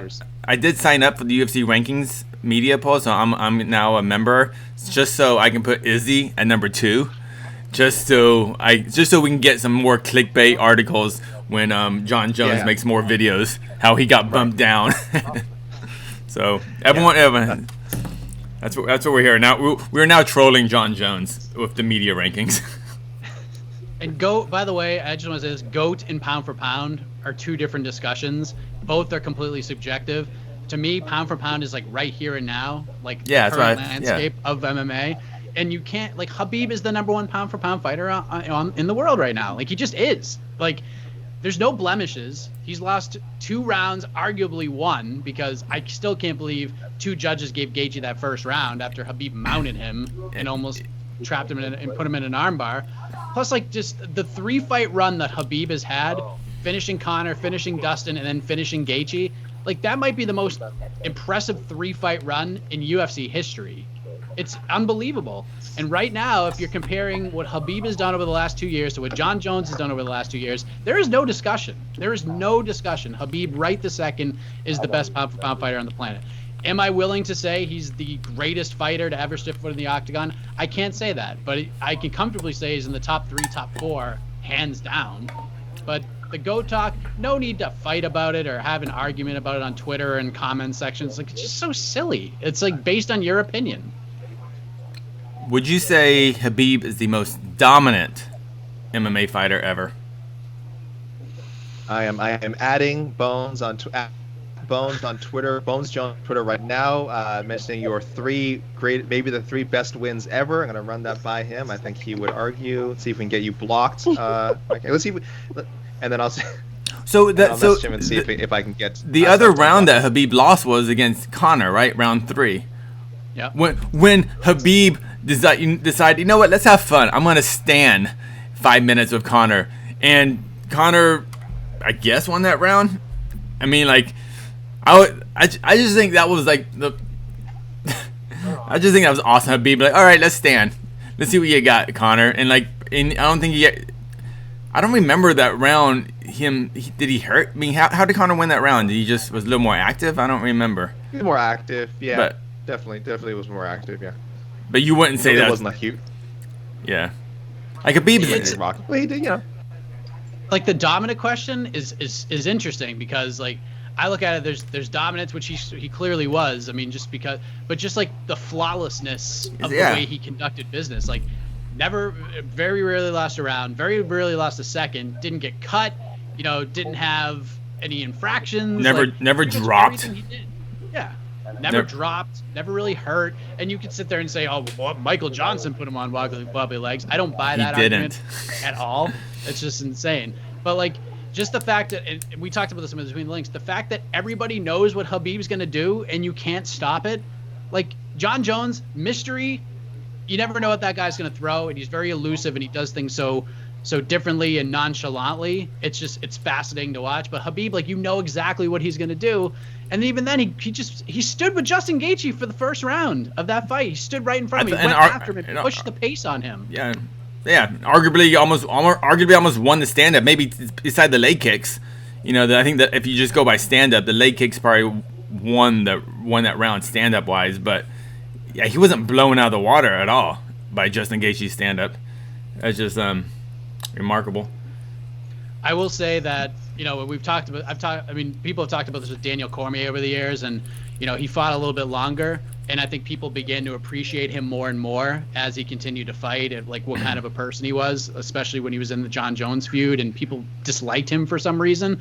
I feel like Khabib is starting to. I mean, he just continues to get better, and I think his following count gets bigger and bigger. The more interest and intrigue surrounding his fights get bigger and bigger. But I feel like 2-3 years from now, if Khabib never comes back and doesn't fight again, the appreciation levels for him will grow exponentially, because they're going to be like, oh my gosh, like, I can't believe we didn't appreciate him while we had him. Like, look at his career. When you go back and watch just all of his UFC fights one after another, you're going to be like, man, can you imagine like what we could have had if he stuck around? And I think we all understand why he may not, but still, I think we're going to appreciate him way, way more.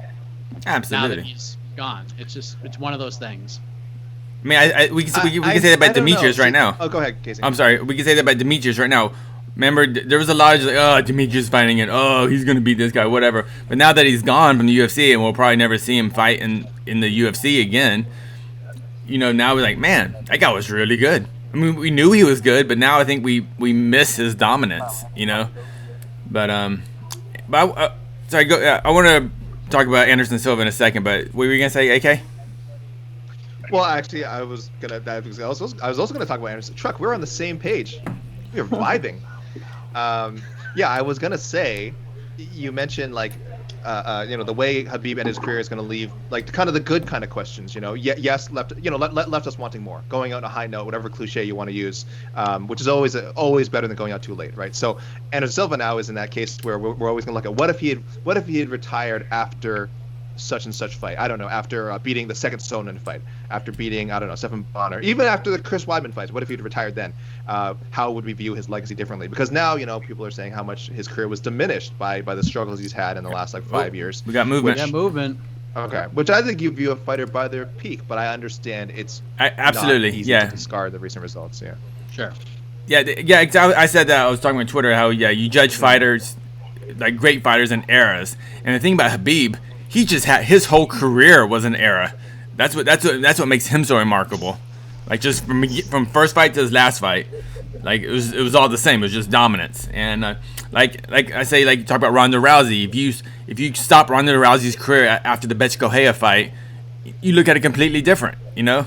So just yeah. But what I was going to talk about Anderson was more about, has any fighter come back? Like people forget he was a despised champion. Like he got booed mercilessly, and like he was not liked by the fans. And I think it was the Vitor fight and the Chell fight that kind of turned it around. But like he was a very unwanted champion for many years. And I just think it's weird how I don't know if MMA fans are fickle. I don't know if he was that unlike, but what? He had a string of. Dude, I was there for the Maya fight. I was there for the Talish Leach's fights. I was covering those. Like, but they did. But the Forrest Griffin fight, I don't think he was popular after that fight. Yeah, but that was all afterwards. Yeah, but like as champion, who we got here? Why are people still weighing in? Why are people? We're talking karaoke. What's going on? Thiago Moises weighing in for a lightweight bout with Bobby Greene.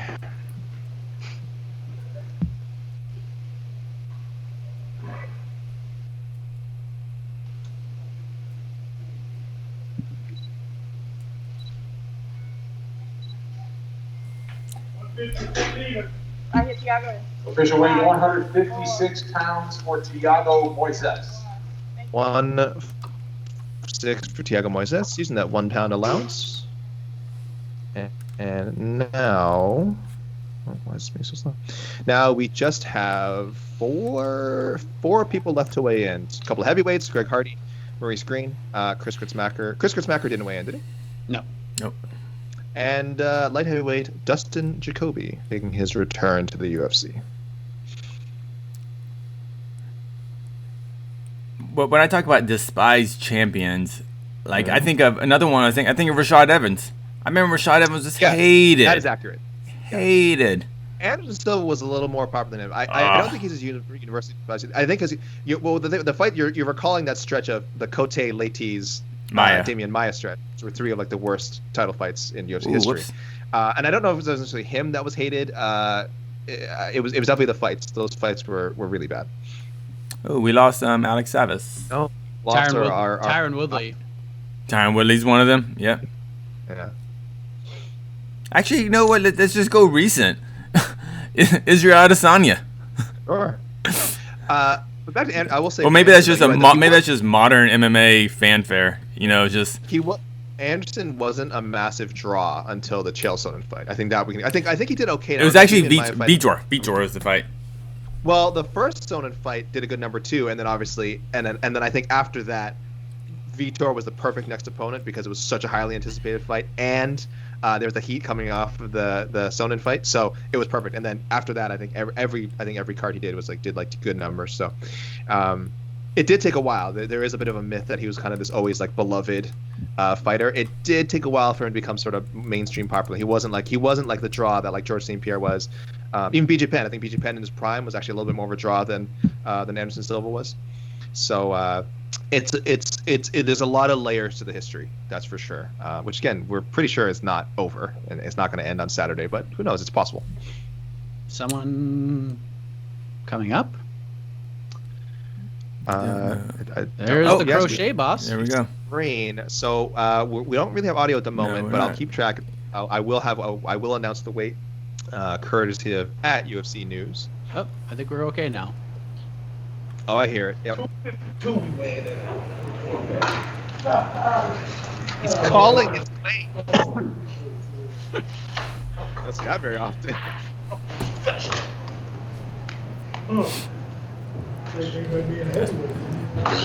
Yeah, I guess. He's in 252.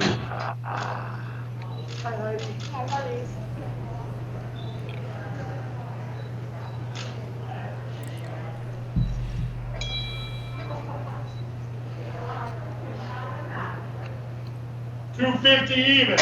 Oh!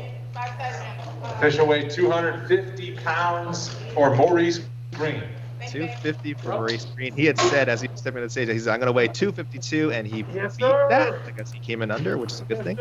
So, Maurice Greene, that is, he is now official for Saturday. We await his opponent, Greg Hardy.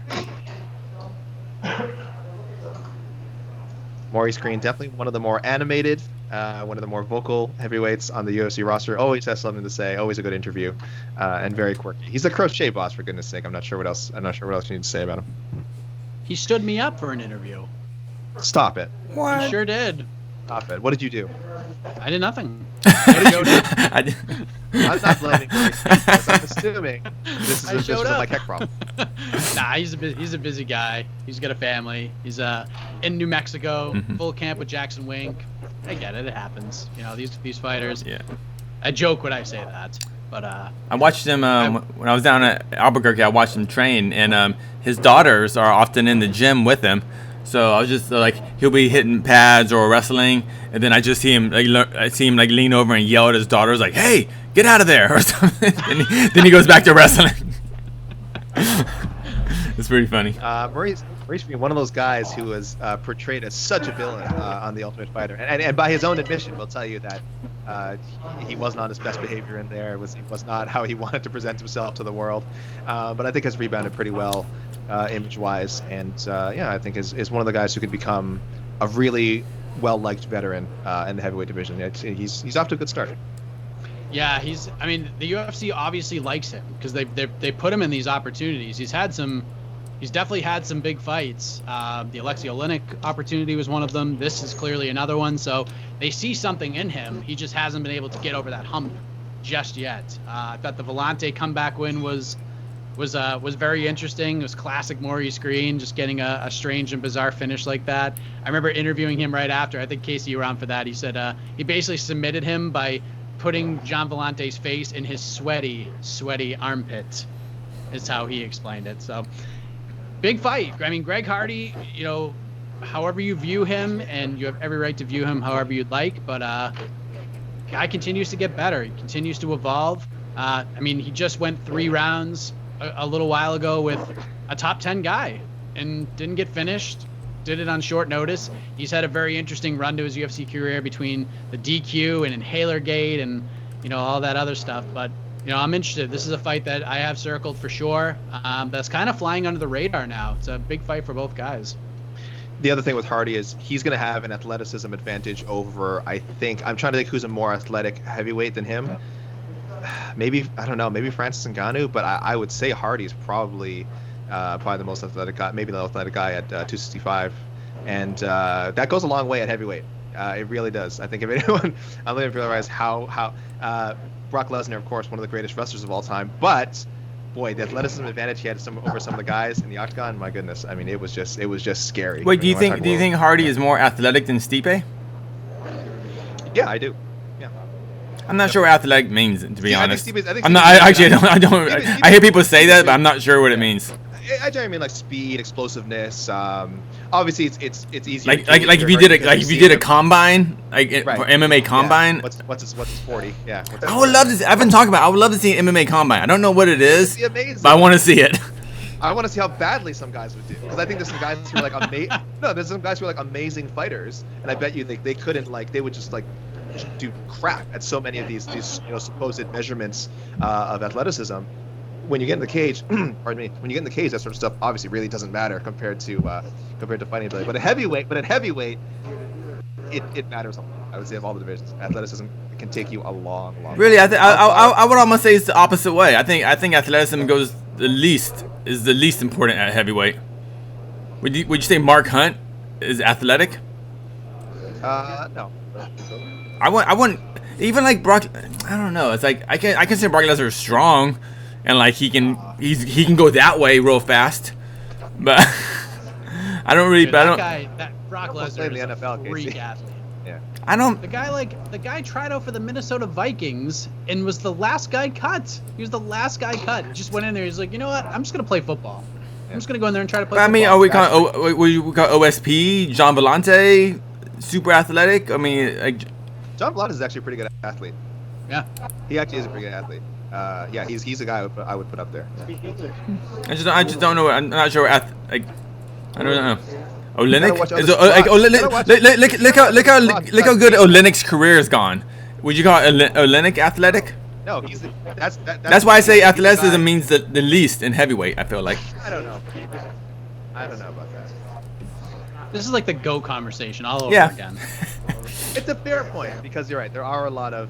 I mean, Roy Nelson. I would not describe as like an elite athlete. He's had a very long. He actually is a pretty good athlete. I think he's a good athlete. I think like he's a better athlete. I wouldn't call him like an elite athlete, but he is definitely a better athlete than I think. Yeah, than he would joke about and kind of presents himself as. But there's certainly some athleticism. Everyone wanted Roy Nelson to drop to 205. That was like the talk for like half of his MMA career. It's like, if you just lost all that weight, it's like he could do it. It's like, maybe. I like this belly. That's his gimmick. And it's not as easy as people think. It's like I don't think like people can like manipulate their. Yes, with enough time, dedication, diet, certainly you can, but it's not an easy thing to do. It's by no means an easy thing to do. So we're still waiting for updates on a couple of weight misses, and for anyone just tuning in now, we actually did lose a preliminary fight. We lost a preliminary fight between Cortney Casey and Priscila Cachoeira. Very tough situation for Cachoeira coming off of a bout of COVID and dengue fever. And let's not forget also classic combination. That's a tag team right there. Yeah. And I also feel bad for Cortney Casey, of course, who was expecting to get a fight and looking to make keep pace in like a really loaded, what's becoming a loaded, I think, flyweight division. So missing fights like this before the end of the year, who knows if she even gets another one. Hopefully an opportunity does open up for her, but otherwise that's a very, very tough to miss out on a fight this late. We're at the end of October now, so we'll see. We'll see how things turn out. Hopefully she gets paid. Hopefully they both get paid. I mean, I like Priscilla to get some money. That sucks. we always say because anyone, again, people I know. I was on some sports radio show earlier this week, and I was asking the host if he feels like if sports have returned to normal, because we've got the NFL going on. We just saw the World Series completed. And he said, no, not at all, because every now and then you have, again, something like a college quarterback now getting, testing positive for COVID. And it just snaps you right back to kind of that reality that we're in now, right? And just like in the UFC, we see fights drop out because of COVID or even just affecting preparations so they can't make weight. And it reminds you, we're in a really, really tough time. Poor Bellator lost 2 main card fights the day of. Holy cow. I mean, talk about snake bitten, right? They're CBS Sports Network first month, and they're losing main event fights. So it's really difficult for everybody. Hopefully, again, everyone's getting compensated, staying healthy. Just waiting now on 3 fighters: Greg Hardy and Chris Gruetzemacher and Dustin Jacoby. Mike, who did you have on what the heck this week that's fighting on tomorrow's card again? You didn't talk to Dustin Jacoby, did you?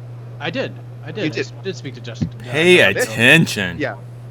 Look, I'm a fan of the show. I don't remember every guest that's on. Okay, I got my Dustins and my Justins confused sometimes. I was like, did he have Justin Ledet on, or did he have Jacoby? Jacoby 0-2 in his first run with the UFC. Has his last appeared there in 2012. What else is even up? I know he did kickboxing. Mike, tell us people a little more about the Dustin Jacoby story as he makes his return to the UFC for the first time in 8 years, almost 9 years. Yeah, so he transitioned to kickboxing. I mean, he still had some MMA fights sprinkled in between the UFC release, which was between 2012 and 2015. Fought for Bellator, World Series of Fighting, Titan FC, and then he had like a 2 to 3 year run where it was just strictly kickboxing. Then there were some injuries that piled up, and he had to take some time off. And he was in Colorado. He's trains at Factory X now. Very close with Anthony Smith and those guys over there. And Sparta Combat League, which is a regional promotion out there, gave him an opportunity to fight in a kickboxing bout, a boxing bout, and an MMA fight in the same night. And he did all of those and won all 3 fights. The MMA fight was against former UFC heavyweight Cody East and got the win via unanimous decision. Got on the Contender Series, beat the brakes out of a very tough, gritty Ty Flores, who just wouldn't go down no matter how hard Dustin Jacoby was hitting him. So it was kind of up in the air. Like, Jacoby looked great for pretty much the entire fight, definitely for the first 2 rounds. So Dana White kind of had a decision to make. Do we bring this guy in, give him a second chance, or do we pass on him in lieu of people who got the finishes? Dana White said, you know what? If I don't give him this shot, he'll never get one. So we're gonna see what he's got. So now he's in. He's gonna fight Justin Ledet. And, Dustin Jacoby has reflected a lot on his first UFC run and, how he felt compared to how he feels now. He just feels like he's a completely different guy. And hindsight being what it is, he's ready for this opportunity. So definitely a fight I'm looking forward to, especially against a guy like Justin Ledet, who, like we talked about earlier, went 3-0 as a heavyweight, dropped to 205, lost all 3 of those fights. So Justin Ledet's probably fighting for his job right now. So or fighting to go back to heavyweight. Or 4 straight. Have a hard time believing he sticks around. That's got to be the weirdest stat, to go undefeated at a higher weight class than get cut at a lower. I don't know. That's unique. AK is talking. You're muted, AK. Oh no! I just said this brilliant. Well, I can't remember it now. I just read off this. I just read verbatim this beautiful poem that I translated from Cantonese, and I can't remember it now, so I'm never going to repeat it again, unfortunately. But it really encapsulated, I think, everything we were talking about. So unfortunately, that moment is lost to time forever. Justin Ledet, he went like, the problem is the jump in competition when he went from heavyweight to light heavyweight was insane. So. Chase Sherman, his first fight as a heavyweight, pretty good competition, and then Mark Godbeer is okay, and then Zhu and Yan Wu. For those are 3 heavyweight fights, so average, okay, kind of average middling heavyweights. His first fight at light heavyweight, Alexander Rakic.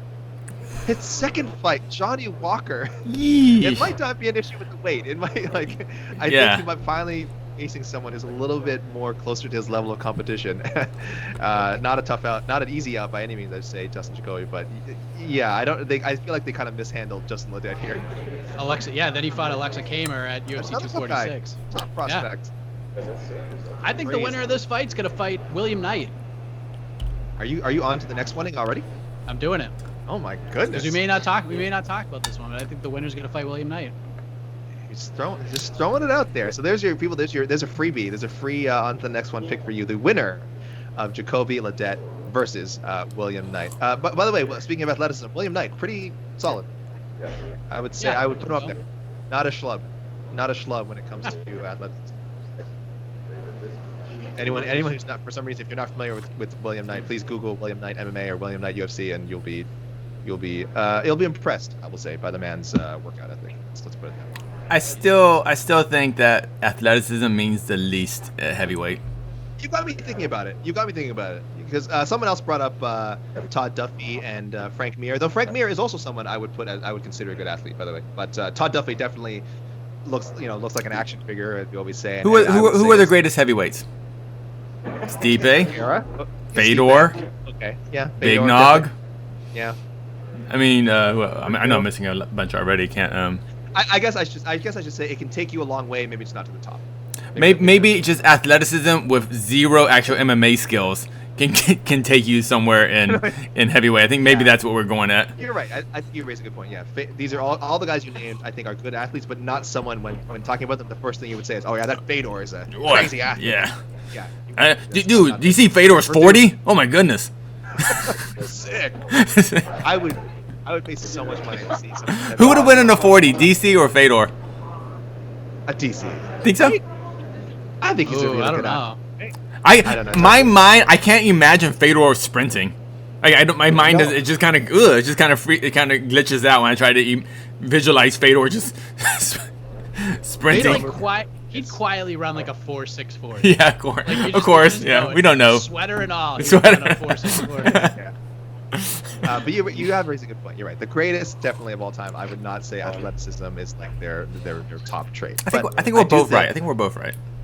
Yeah, athleticism is not the sundae, but it's the cherry.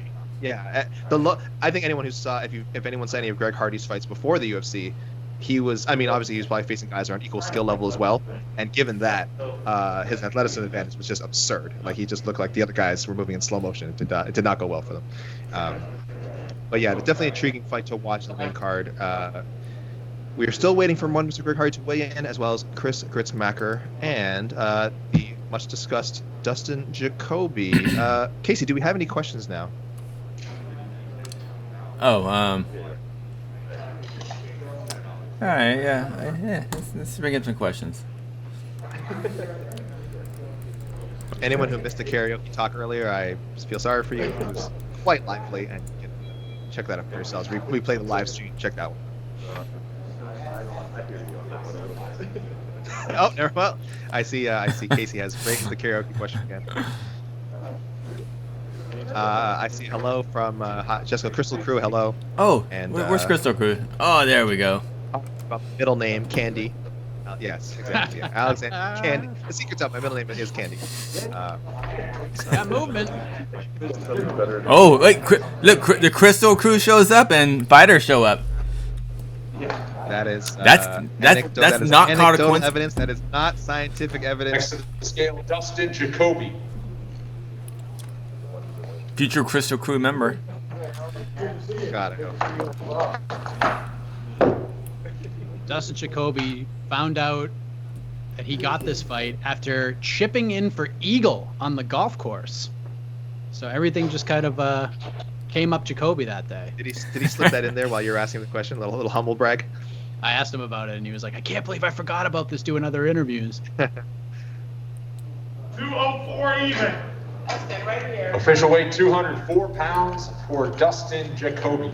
204 for Dustin Jacoby, who has previously competed at middleweight, so was not expecting any issues there. Welcome back to the UFC, Dustin Jacoby. 8 years ago, a lot of fighters go one and done, so it's certainly admirable. What was his weight again? I'm sorry. 204. 204. Ooh. Another statement. Thank you. A lot of statements tonight. Statement made. Statement made. Now we're just waiting for Chris Gruetzemacher, lightweight, and Greg Hardy, heavyweight. So. And Greg Hardy does have to cut weight. 260. He's a big fella. Yeah. Yes. So. Not limit. Yeah. I'm not. Yeah. When is the last time someone missed heavyweight? I don't know if we have. I don't think we've ever seen that. MMA. I don't know. In the UFC, at least. Not the UFC. Yeah, I've certainly seen it in other leagues, but maybe not in the UFC. Well, I'm sure MMAF Stats and Info will chime in soon. If he doesn't, then we'll assume it's never happened. Because our Stats and Info guy does not miss this stuff. I'll tell you that right now. We are a little less than 30 minutes to go. Casey, any questions? People, get your questions in.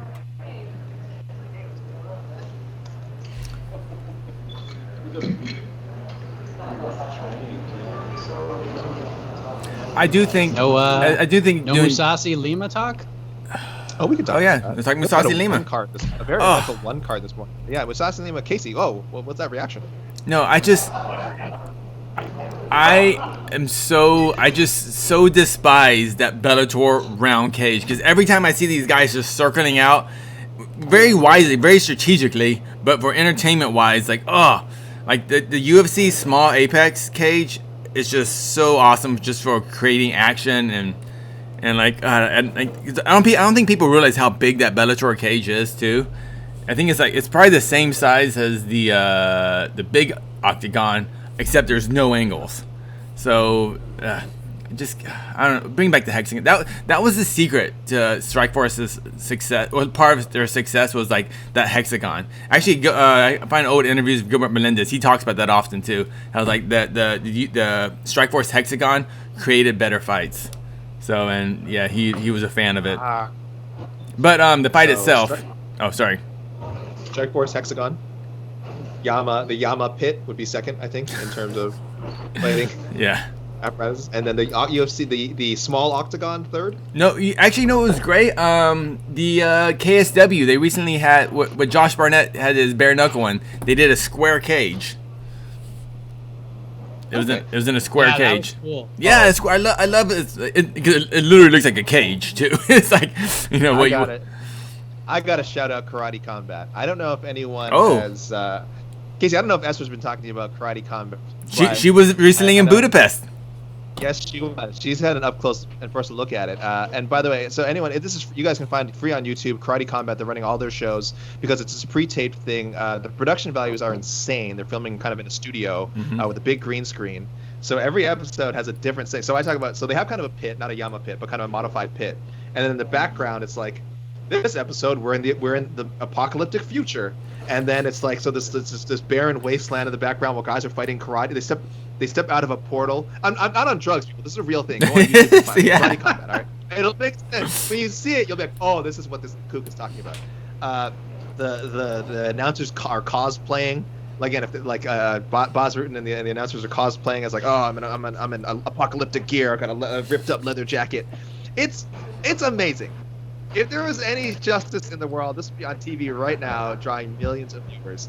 It is very, very cool. I'm not saying it's for everybody, but I would recommend everyone just check out Karate Combat on YouTube. Again, like I said, it's free. You can throw it on and just check it out. It's really bizarre. They got these big intro videos for everyone. Again, big graphics to introduce them. A lot of on-screen HUD stuff, which again, some people might like it, some people might not.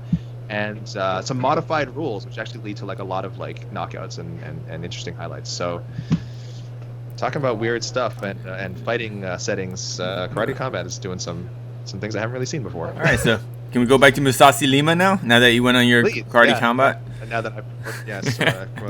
you get your check from them yet? Jeez, man. Oh, stop it. Jeez. JK. I like Karate Combat. I like Karate I've got a free trip to the future now coming my way. So Jose Youngs, our stats and info guy, has come back. He couldn't find any heavyweight to miss weight in the UFC, but he mentioned Thiago Santos, not the former title challenger Thiago Santos, a different Thiago Santos. Bellator, right? Missed the heavyweight limit for Bellator, yep. And then Tim Sylvia missed the heavyweight limit for ONE FC. So. Didn't Thiago Santos, was he the one that famously kicked Eric Prindle right in the hey-hoo? Remember that? Is it that one? The axe kick that came right between the legs. Don't get me started on that feud because that's like my favorite feud in MMA history. Prindle. I don't know if it's. Now I have to look this. I can't wait.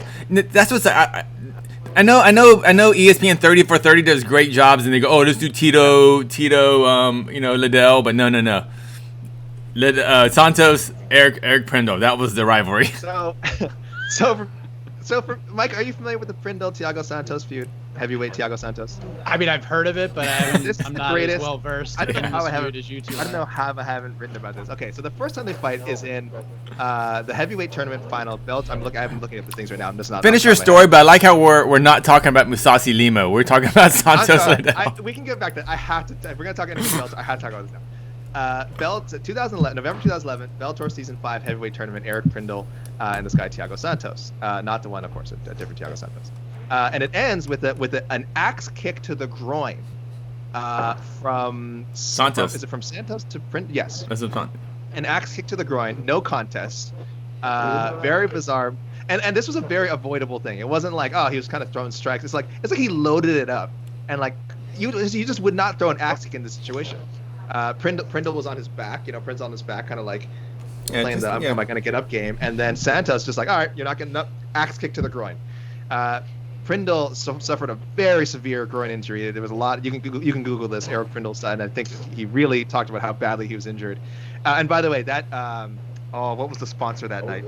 Casey, you know what I'm talking about? The sponsor right afterwards. Oh, there's a show. Sorry, it was on Spike TV. There's a show on Spike TV right after.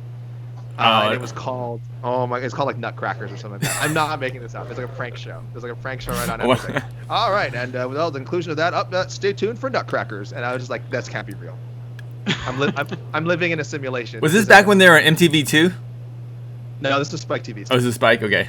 Yeah, and then they eventually rematched. This is almost a year later, and this time it's Prindle who kicks Santos in the groin. And again, if you watch the fight, it does not seem accidental. Oh, that it was very on purpose the second time. Yeah. So it almost feels like this man waited almost a whole year to get this rematch and redeem himself. And rather than try and win the fight, it's like, I have to get him back. And he kicks Santos in the groin and gets disqualified. So it's just magical. It's just a magical feud. I need to write about this more. The details are a little murky in my mind now. But he got DQ'd. It was one of the rare DQs, not a no contest or no decision or whatever. It was an actual DQ. Right? You know what? I bet it was worth it. Oh, yeah. I bet it was worth it. I don't approve these sorts of things. I don't approve of cheating. I don't approve of revenge. But I think that was worth it. So let's get that. Mousasi versus Lima. Mousasi versus Lima. Go ahead, Mike. What are your take on it? I think I said it pretty well on Twitter. Not the most aesthetically pleasing fight to watch. I think we expected more of a banger and more of a barn burn between those guys. But listen, Gegard Mousasi is a professional. That dude had the perfect game plan. He fought the exact fight he needed to fight to win, and he did. I thought he won, at worst, the first 3 rounds. Yeah. You can argue who won the 5th. I thought Lima won the 4th. But there were a lot of people in there who thought the fight was closer than it indicated. And Lima just didn't get off. It was just too late. Like the 4th round, he was really starting to land those leg kicks more and more. He looked really good. And then Mousasi was able to sort of thwart that, get it back to the ground in the 5th. It was just a calculated, very smart performance by Mousasi. He wins, and now he goes on to probably fighting John Salter or perhaps moving up to 205 and fighting Vadim Nemkov. So good. Congratulations to Gegard Mousasi. Douglas Lima will be back. He's still the welterweight champion. Yep. You know, it is what it is. Good win. Yeah. Where does? Is your mom using the microwave, AK? What's going on? Amazing. Too often. Oh, are you listening to me? Yeah. Okay, mute myself. You hear me? No, you're back. You're back now. Yeah. We lost you for a little bit. Okay. I didn't say anything. I just asked, where does Mousasi rank in the all-time greats? He's in the top 20. Definitely top 20. It's because how long he's been he's been an A-level light heavyweight or an A-level middleweight for over a decade now, easily over a decade. Outside of that kind of, let's just call it a fluke loss to Uriah Hall. I mean, because I think they fight 20 times. Uriah Hall wins once, and that showed up that one night. I think Mousasi is just a clearly a better middleweight than Uriah Hall. But no, I love Mousasi. He's such a unique personality. He's such a well-rounded fighter, and when he eventually leaves the sport, I'm gonna be bummed because there's no one like him, just personality-wise too. He's just like I had a friend watching the fight who never watches MMA, and she was all like, "Wow, like he looks like he just woke up." He just like kind of like he just like he fights so relaxed. He never looks tired. He just I love he has kind of bed hair when he fights. It's great. 56 pro fights. He's only lost 7 times. That's the other thing I would say is, look, if you fight as many times as Mousasi has, you're gonna suffer some weird losses in there. Like you mentioned, Uriah Hall. Yeah. I think Lovato did a really good job against him. But other than that, 47, 7, and 2. Look at some of these wins. Like I'm just going in order now. Douglas Lima, Machida, Rory McDonald, Carvalho, Shlemenko, Chris Weidman, Mark Uriah Hunt. Hall, the advantage of the loss. Vitor Belfort. Oh, now you're going. Yeah, I mean, look, Mark Hunt, OSP, Sokaju, Sobral, Jacare. He's beaten him. Melvin Manhoef. I mean, this guy is Hector Lombard. This guy is. And if anyone says, "Oh, he never won a UFC title," I never want to hear that brought up because I really would have liked his chances if he had gotten a shot against Bisping. I think he's right around that level for sure. So the UFC title definitely does not define whether Gegard Mousasi. He was never given an opportunity, right? It was never exactly, and that's one of the reasons he left. That's one of the. Yeah, he's like, remember that's one of the reasons he said, "I'm not getting my opportunity. I'm just going. Forget it. Like, why bother?" And he was well deserving of getting a title shot for sure. That does not blemish his record at all. He's probably a top 5. Again, it's hard to say because he was so successful at middleweight and light heavyweight, but I think easily a top 5 middleweight of all time. Absolutely. I mean, as soon as the fight happened, as soon as it was done, I just want to see Izzy versus Mousasi. I mean, I will pick Izzy because I just think Izzy is just he's on his. I feel he's on his way to becoming the greatest middleweight ever, but these are the guys that I want Izzy to fight, like just best of the best. And Mousasi is the best of the best. And unfortunately, the way the sport works, they can't fight right now. Hopefully someday, but you're right. It's the kind of thing you feel like we'll if it happens, it won't be won't really happen in either guy's prime. But no. Regardless, Mousasi doesn't need that fight, I think, to cement his legacy. No. It'd be a very, very cool fight to see someday. But man, what a career he's had, and look, he can start racking up a few more defenses for Bellator, hopefully, and or like I said, chase another title. But he's got a lot of options, and he's a classic. Yeah, he's like he said, top 20, top 30, like on that kind of short list of the best to ever do it. Probably top 3 to 5 for most underrated or underappreciated fighters in the history of the sport. Absolutely. No doubt about it. Yeah. He's also a guy that's weird that, like, there's not a single matchup where I would say, oh, there's no way he couldn't beat this guy. Like, I think in his prime, I think he could have competed with Anderson Silva. Like you said, now I'd love to see him fight Israel Adesanya. I think it would be a competitive fight. He's as good, really, as almost any world champion of his era. There's not one that I would just say would blow him out. Maybe if he fought Jon Jones or something like that, but other than that, at 185, definitely not. I think he matches up with anyone at 185.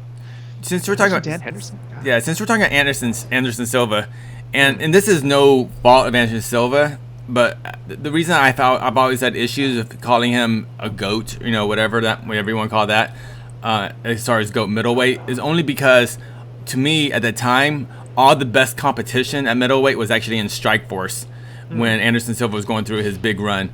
At the time in Strikeforce, he had Luke Rockhold, Tim Kennedy, Cachoeira, Mousasi, Yoel Romero, and a young Dan Henderson. So just six middleweights right there in Strikeforce that in their primes that weren't available to fight Anderson Silva. And this is at the same time when Anderson Silva was fighting Maya, Leches, Cote, Luder, so it's just it's just unfortunate timing the way the sport works that I felt. But I'm not saying Anderson wouldn't have beat those guys or whatever, but I wish those fights would have happened at that time. Yeah, that's sort of the argument that's brought up against both Anderson and I think Khabib recently is, look, you can only beat who you fight, and both guys did an amazing job of beating and dominating a lot of their competition. So much of the GOAT talk is out of their hands, right? It's not fair, but it's the truth. If you want to speculate, you're right that he could beat some of those names you brought up. Go ahead. I'd favor him in a lot of those matchups, but if we're analyzing things, you kind of just want to analyze what happened and what we could see, and that's purely speculative. But that's right. But how dare you, Talis Letes, Patrick Cote, how dare you denigrate their good names? Travis Lutter. Are you still running the Travis Lutter fan club, AK? Look, the Michael Jordan of jiu-jitsu. All right, BJJ. I don't know what to tell you. We all know he's how elite he was. What a tough situation for him. Not making the weight. For I know, it's a bummer. What a bummer. Footnote. That's a weird footnote. Was he the I know Figueiredo, when he missed weight against Benavidez the first time. What other guys have gone into title fights missing weight? Romero. You just pinged Jose. No. His ears just perked up. I like little stats like that. Was Figueiredo? Yeah. Was Figueiredo the first one to win though? Off missing weight in a title fight and win. I think Figueiredo was the first one to win. Wow. Putting you to work, Jose. My brain is shorting out. I would think at least in the UFC. Yeah. I'm sure in other promotions, maybe I something. think so. Yeah. It's definitely happened in other promotions. Yeah. We do have an update. Oh, what we got? From our own Guilherme Cruz, i.e. Cachoeira versus Casey. Guilherme said Priscila Cachoeira was having a tough weight cut and had already agreed to moving the fight to 135, but slipped and fell while cutting weight, hitting the back of her head on the bathtub. Oh. Cachoeira is fine, but still under observation at a local hospital in Las Vegas. Those bathtubs are friggin' menace. This is why I don't bathe. This is why I never bathe. And I've never had a bathtub-related injury because I stay away from those things. Are death traps.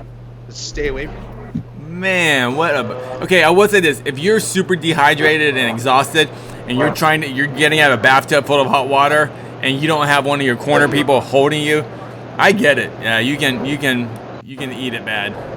But that is a bummer. Yeah, we've seen how wobbly these people are when they get to the scale. Imagine how they are like in a pool of water. In the middle of oh my gosh, in a pool of water and in the middle of an actual cut, right? Like, I don't know. Well, we hopefully Priscila Cachoeira is all right, and again, Cortney Casey can get a fight booked before the end of the year. I think this is very. I think Tim Means the last person to do this. I think. Didn't he fall in a sauna? I think when Tim Means was at 155. Bathtub related injury. Well, it was a sauna. I think he fell over in a sauna and hurt himself. Shout out Sandy Pham. She also is part of team #NoBathe. So let's get that trending on Twitter. Look, we're saving water. Just wait for it to rain. That's what I always say. Yoel missed weight before interim title fight against Rockhold and won. You're right. I forgot. Paulo Filo missed weight before beating Chael Sonnen. Was that interim title fight or number one contenders fight? That was the interim title fight. They made it an interim because originally it was supposed to be Whittaker Rockhold, correct? In Perth, Australia. Then Whittaker got injured. Then Romero came in last second, missed weight, but it was still for a title. Interim. It was interim, but then Romero won, and he missed weight, so there was no interim champion. Had Rockhold won, he would have been the interim champion. Jose was right. I forgot that one.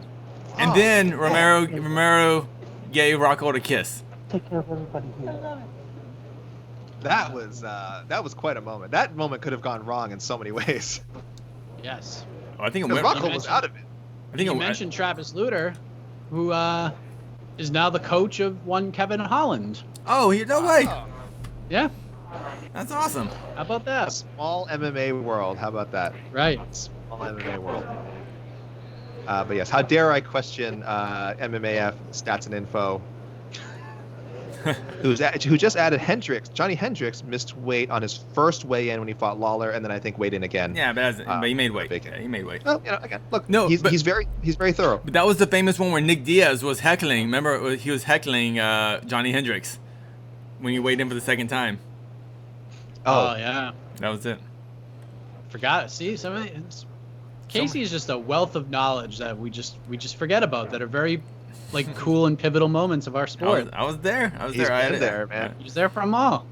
I remember that one specifically because it was the weigh-ins were at it was in Dallas, and it was at this big honky tonk bar like a Gillies or something, and Billy Bob's. Yeah, So back in the day, when they had the weigh-ins, then you had to wait. If they missed weight, you had to wait 2 hours. They had 2 hours to remake weight.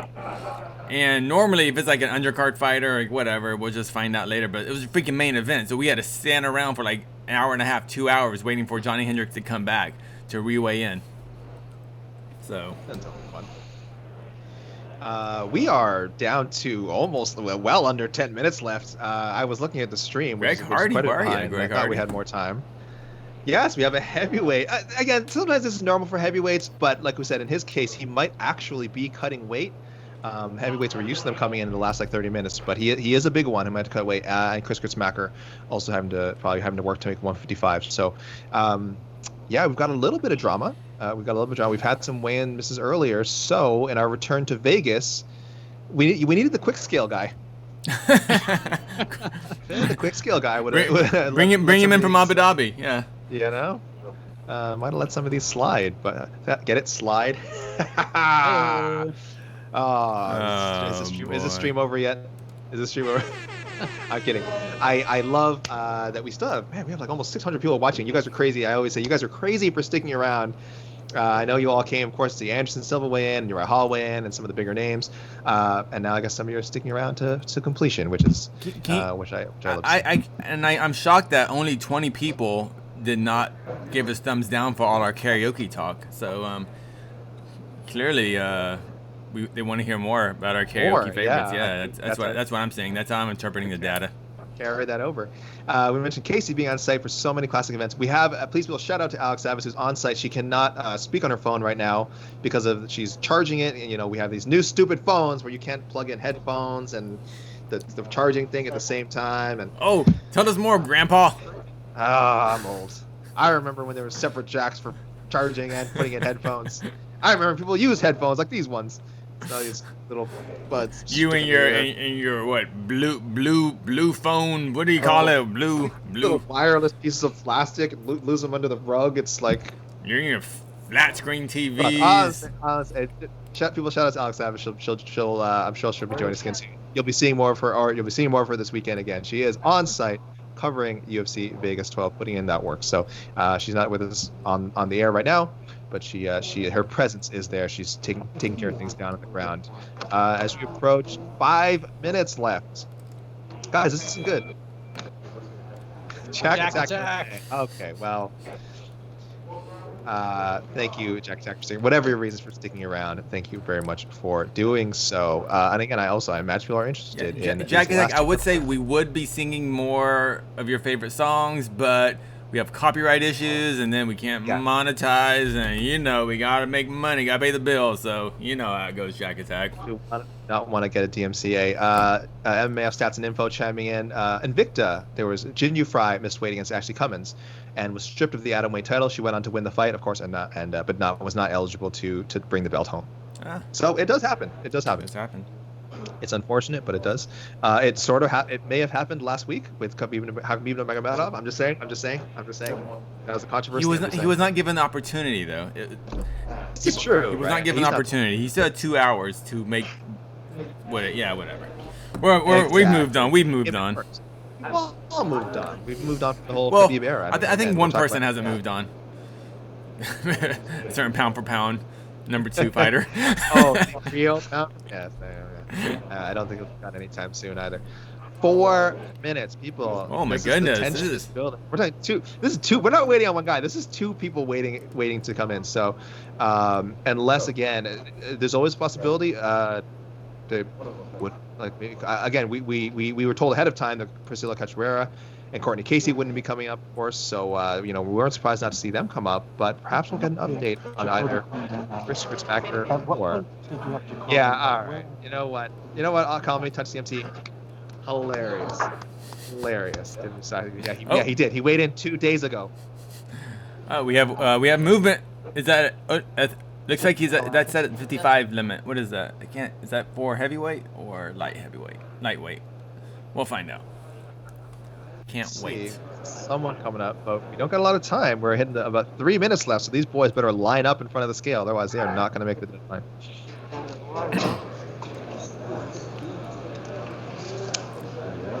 And just a reminder for everyone, as soon as the weigh-ins are done, stay here and we will have the stare downs right afterwards. Yep, stick around for the stare downs, the socially distanced and masked stare downs. We'll see how that goes. I think we could have some good ones. I think Kevin Holland, always a lively guy. Nice guy, but he's lively. He talks a lot.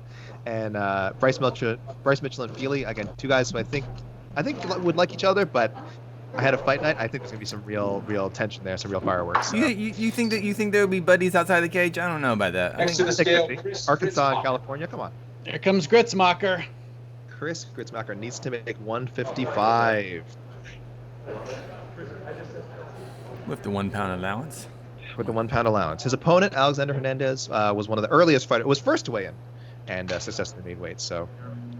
What if Gruetzemacher was not a Greg Hardy fan and decided to just take his time for Wow. the next minute and 59 seconds? Imagine. He's doing it right I now. don't know what would happen. If Hardy is in the room ready to go. Well, he's not calling for a towel or anything, and he didn't cut his hair, so. Didn't pull an Ortega. No. Doesn't that seem so long ago already now? Ortega zombie.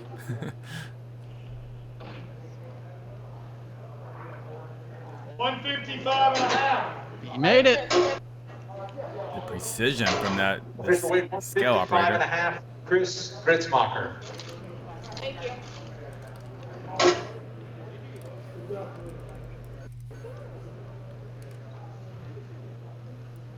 Ooh, 1 minute.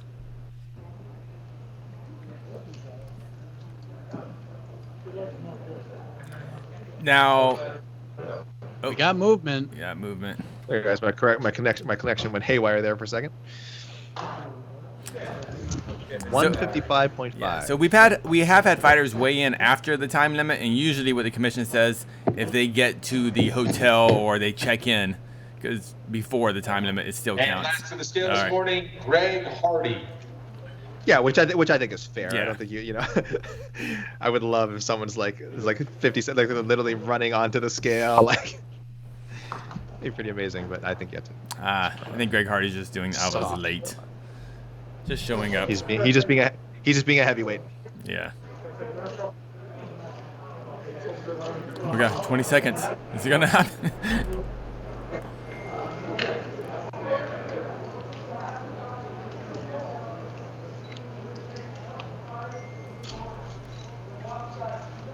Five seconds left. And Fight's off. Fight's off. Fight's off. Gotta get a bunch of scale guys in this. 266 and a half. He missed. Whoa! He missed. Whoa! Wait, 260. So he was definitely cutting. Wow. What?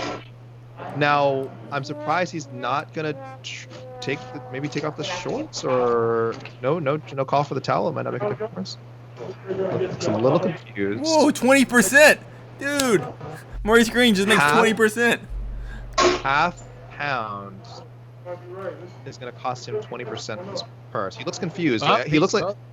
Wait, it's overtime. He's taking out his earring. Well, he looks like I imagine he weighed in probably on his own scale. They bring out the box of shame. Because. Wow, this is last second drama. He definitely looks like he expected. I mean, everyone expects to make, but I mean, he looked pretty. I should say he looked pretty confident. He didn't look like, oh, I hope it wasn't costing his. So interesting. Taking out his earrings, taking off his mask. Let's see if we get hands above. Right out the hoop. Yeah, hands above, please.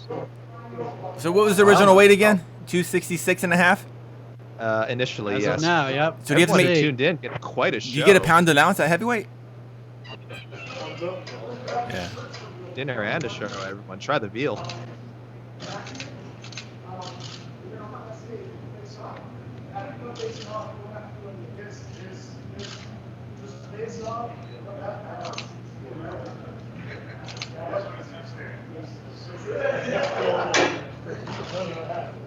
What is it?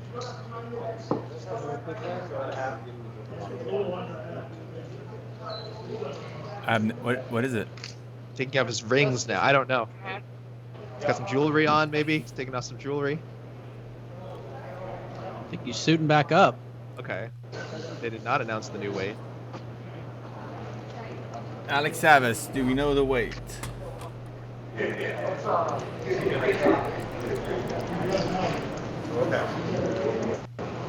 Okay, a lot of confusion here. Nobody knows. Maybe there was no change. Maybe that's why they didn't announce it.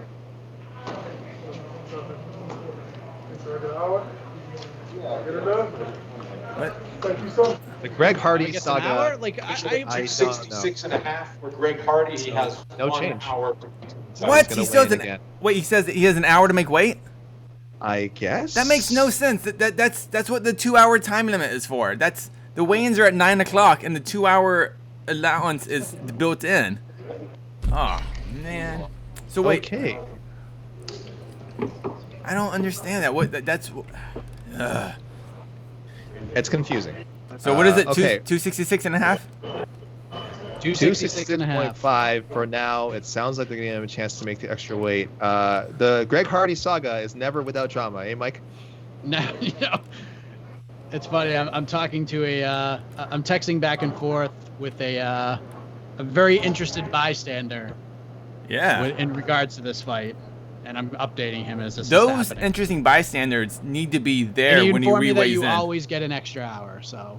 Sure. But why? Okay. That the whole point of the 2-hour window is built in. The weigh-ins are at 9 o'clock, and then you have 2 hours to make that weight. If you come in, man. Yeah, This but also you get seems- an extra hour. yeah. You need to check in by the time. So like you need to be checked in by 11 a.m. local time in Vegas, and if you miss, you still get another hour. Like for instance, Check 1, 2, 2, 3. Hey, 1, 2, 3. All right. So are they going to do stare downs? They're not waiting for. I him guess to they make might weight. do. Yes, they And I are. guess Maurice Greene will just be staring down at a ghost because Greg Hardy will apparently be giving extra time to cut this half pound. I don't know if there's time to do a rundown, Casey. Oh, it looks like they're just going to get it right to it. So we can do a rundown after, or people can just look at the graphic. Casey, I'm going to sign off for now. I don't know if you and Mike are going to stick around for some commentary. Sure. Get out of here, AK. yeah, I'm getting out of here. People are sick of hearing my voice anyway. Thank you guys, and please stick around with Mike and Casey. They've got you for the stare downs. Don't go anywhere. Bye, AK.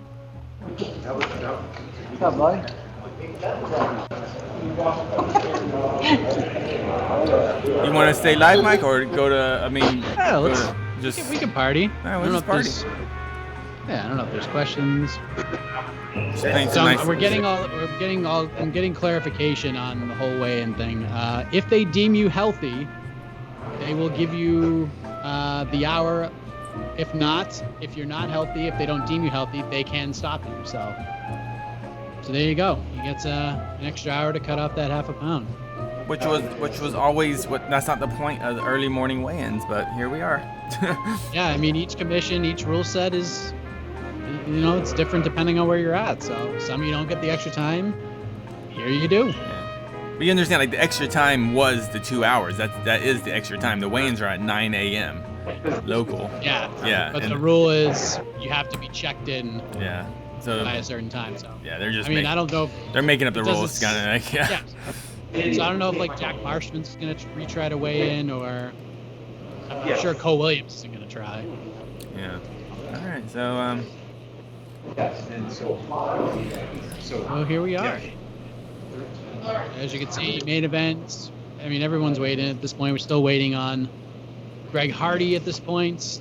He has the extra hour to get down to the 266-pound limit. Maurice Greene made way for that fight at 250 on the nose. Uriah Hall, Anderson Silva on the mark. Bryce Mitchell, Andre Fili on the mark. Holland, Ontiveros also on the mark. Everybody on the mark, except as of right now for Hardy.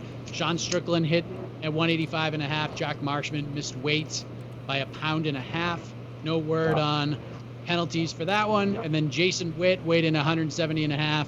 He's going to fight Cole Williams, who missed weight big time, 175.5. Cole Williams' second UFC fight. He missed weight by at least 4.5 pounds, both of those. So waiting to see what's happening there. Dustin Jacoby, Justin Ledet is official. And then Miles Johns, Kevin Natividad will kick things off. We did lose one fight. Priscila Cachoeira versus Cortney Casey will no longer be happening. Cachoeira had some weight-cutting issues. According to our own Guilherme Cruz, the fight had been agreed upon at 135, and then Cachoeira had slipped and hit her head on the bathtub and was transported to a local hospital in Las Vegas. She's doing fine. She's there under observation. So that fight is no longer happening. So we have an 11-fight card tomorrow, headlined by Uriah Hall versus Anderson Silva. So there you go. Stare downs upcoming.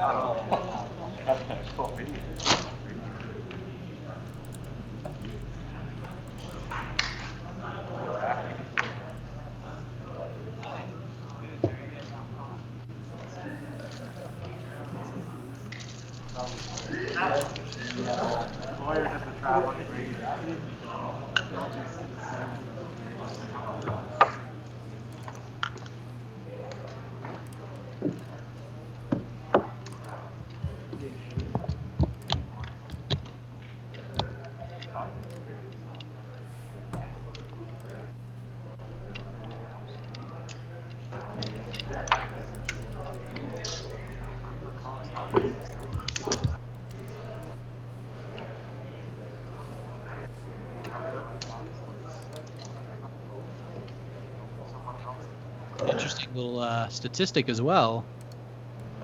If Bobby Greene defeats Thiago Moises tomorrow, he will make UFC history with 4 wins in 128 days. Gotcha. Huh. Is that what? So 4 wins, 128. So I'm assuming if Hazmat, jeez, if Chimaev, god dang it! Like, once I got that in my mind, if Chimaev beats on Leon Edwards, he will crush that record then. So we had 4 wins, what, like in 4 months? Because it was July, 2 in July, 1 in September. Oh, it was not until December. Shoot. And 1 in December. Yeah. So no, I don't think he will. You're right. That's why I said Chimaev shouldn't have fought on every single Fight Island card. Get him like 10 wins in a week. And, credit to Mike Bond for that statistic. I didn't come up with that myself. That's one of those weird, like when we watch the World Series, like, oh, the first left-handed hitter wearing, with a birthmark on his elbow to get a home run in the second inning of Game 2 ever. Yeah. It's weird. It's just, all right, it's a stat.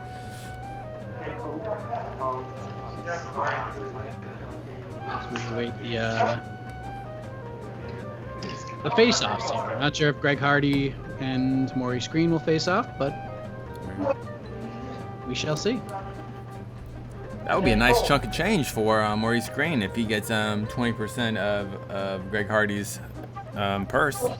Greg Hardy gets paid a nice chunk of change for being an unranked heavyweight.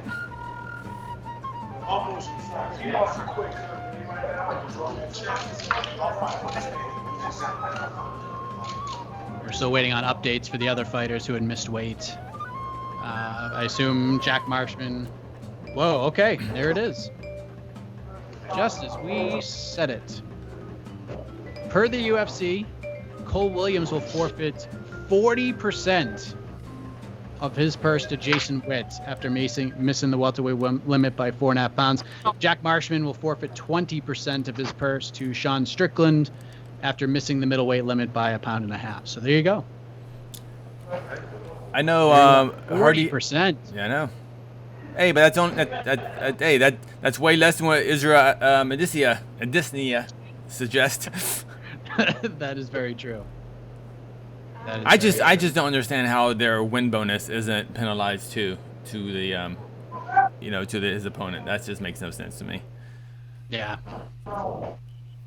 So like the win bonus, the percentage of the win bonus doesn't go too? Nope. It's only the show money. Only the show money. Oh, okay. I probably should have known that, but I didn't know that. And every time it happens, I always raise this thing. I'm like, that makes no sense. So really, a 20% fine is really a 10% fine if you win the fight. But I'm trying to see, because I know like Vegas doesn't disclose purses any longer, but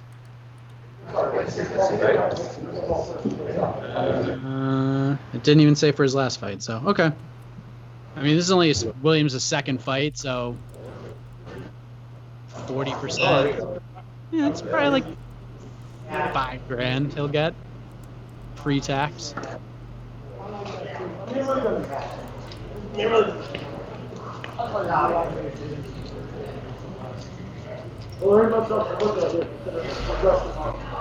now, I don't know if this is true, and he hasn't officially missed weight yet, but is Greg Hardy the first heavyweight to miss weight? Is he? He'll be the first heavyweight in the UFC history to miss weight. That is true. Wow. Yep, first ever. Guy's breaking records. I mean, it doesn't really count. Like, if he steps back on the scale. Well, yeah, it's not official yet. He hasn't officially missed weight yet. But as of this very moment, he is the only one. So we will keep you updated on that. I'm sure our boots on the ground, cool Alex Savas, will provide an update once that all goes down. Let's see.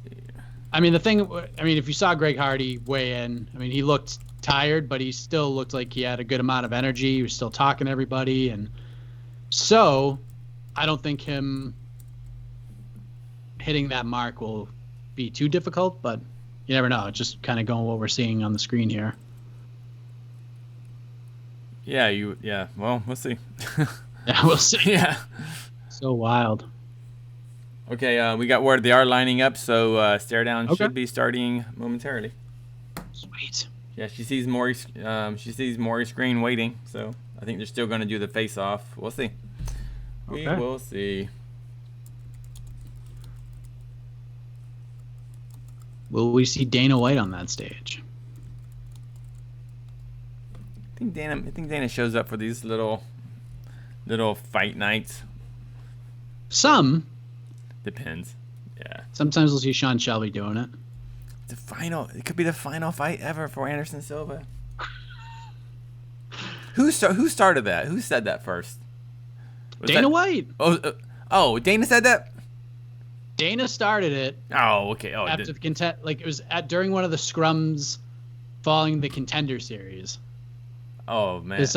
Something was happening. I don't know if it was like they were wondering like what was next for Uriah Hall and then Dana was like, yeah, it's gonna be his last fight. He has 2 fights left on this deal, but this is gonna be his last one. So he talked to his team, and then Anderson did some interviews, said that it very well could be, and now this week it's been, well, we'll see how this one goes. Could be my last one in the UFC. All right. You know what? I did not know it was Dana that put that out there into the MMA Yes. world first. So okay then. He did. All right, that's just just cheap pop. What- That's just. What percentage do you give it that this is his last fight? Last fight in the UFC or last fight ever? Last fight ever. Oh, last fight ever is 0%. Unless he takes a significant injury like a leg break or something, like his knee goes out again, something like that. But if it's just a normal Anderson Silva loss, then no, he's definitely fighting again. What if Uriah Hall finishes him in the first round? That will probably be his last fight in the UFC. Then I suspect we'll still see Silva fight somewhere else, within the year. You know what's remarkable about Anderson Silva? I mean, we can all talk about, oh, he's on his prime, blah blah this, blah blah that. But outside of the Weidman fights, has he taken significant damage?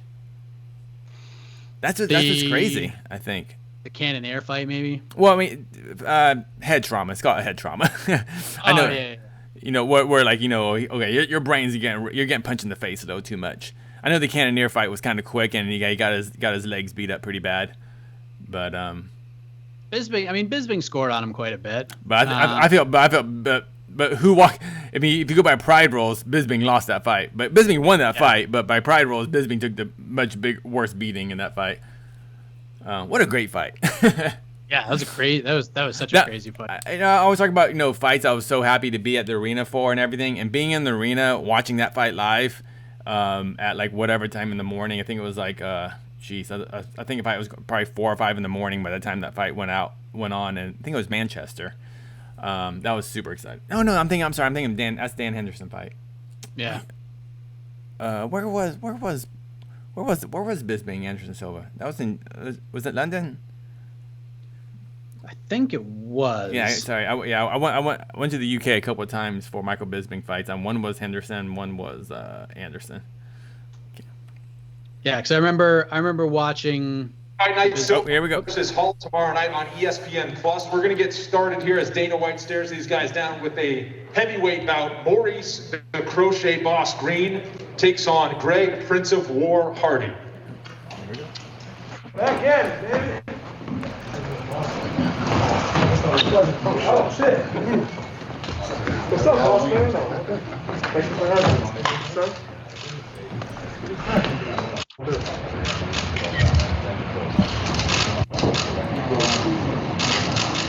Maurice Greene and Greg Hardy. First fight is at 4 Eastern, 1 Pacific on ESPN Plus. We get things started in the bantamweight division. Natividad. All right, so Greg Hardy, Maurice Greene first to square off because Greg Hardy still has to make it.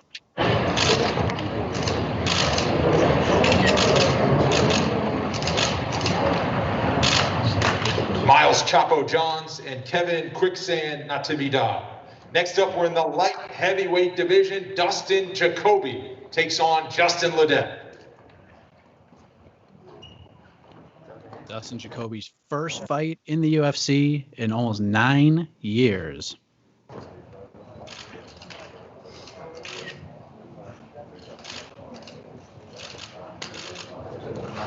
Dustin Jacoby and Justin Ledet. Up next, we're in the welterweight division. Cole Williams takes on Jason Witt. Cole Williams, of course, missed weight by 4.5 pounds. He's going to forfeit 40% of his purse to Jason Witt.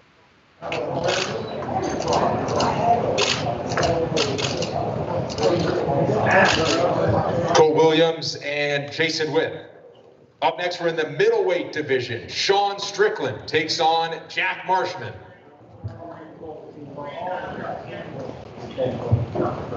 And another fight where there's a penalty assessed. Jack Marshman missed weight, and he will forfeit 20% of his purse to the returning Sean Strickland. Up next, we're in the bantamweight division. Adrian Yanez takes on Victor Rodriguez.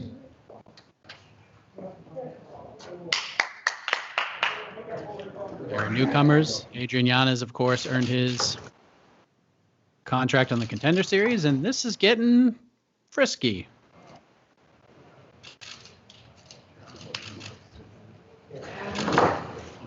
Adrian Yanez and Victor Rodriguez. Our featured prelim is next in the lightweight division. Gruetzemacher takes on Alexander Hernandez. Dana White saying to himself, thank God that wasn't Maurice Greene and Greg Hardy.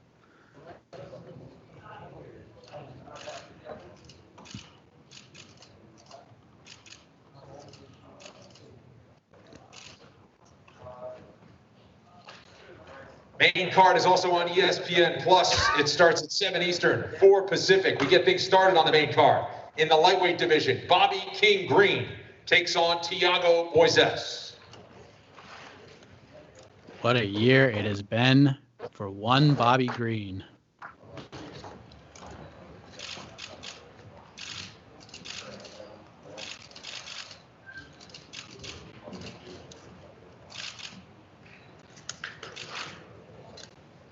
Bobby Greene and Thiago Moises. Up next, we're in the middleweight division. Kevin Trailblazer Holland takes on Charlie American Bad Boy Ontiveros.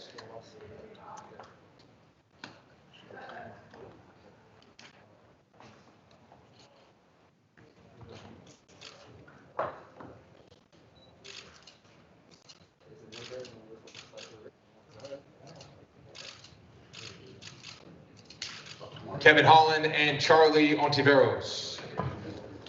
Our co-main event is in the featherweight division. 15th ranked Bryce Thug Nasty Mitchell takes on Andre Touchy Fili. Oh man, I cannot wait for this fight.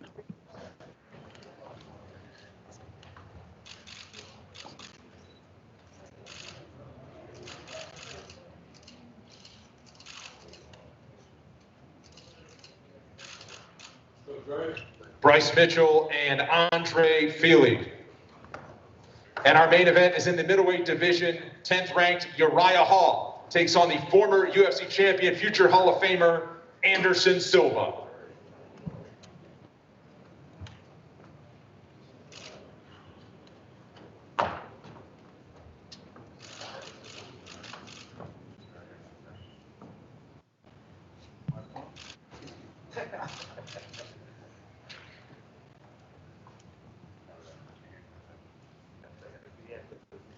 Maybe for the final time.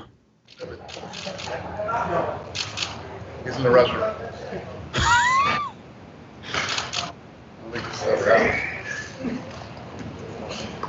I mean, Uriah Hall has got to be like, you've got to be kidding me right now. Just want to go and relax. Hydrate, maybe get some lunch. Some gamesmanship from Anderson SIlva, making your opponent wait. I love it. I love it. Only Anderson SIlva can get away with this.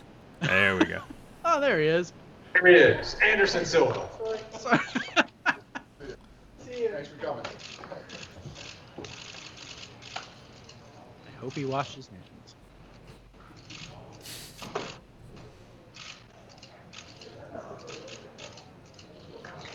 Five-round main event between Uriah Primetime Hall and Anderson the Spider SIlva. Thanks for coming out, everybody. We'll see you tomorrow, 4 Eastern, 1 Pacific, your first fight on ESPN Plus. First Halloween card in UFC history going down tomorrow at the Apex in Las Vegas. Of course, our boots on the ground, Alex Savas, will be providing all the coverage out there, post-fight interviews and all that stuff. That is it for the weigh-ins. We still are awaiting Greg Hardy's, final attempt at trying to make the heavyweight limit. He still has another 36 minutes or so to cut that last half a pound, so we'll keep you updated on MMAfighting.com. With that, for Casey Leiden, AK Lee, who's not here anymore, for Alex Savas on the ground, I am Mike Heck. We'll see you later on for the UFC Vegas 12 preview show. Have a great afternoon, everybody.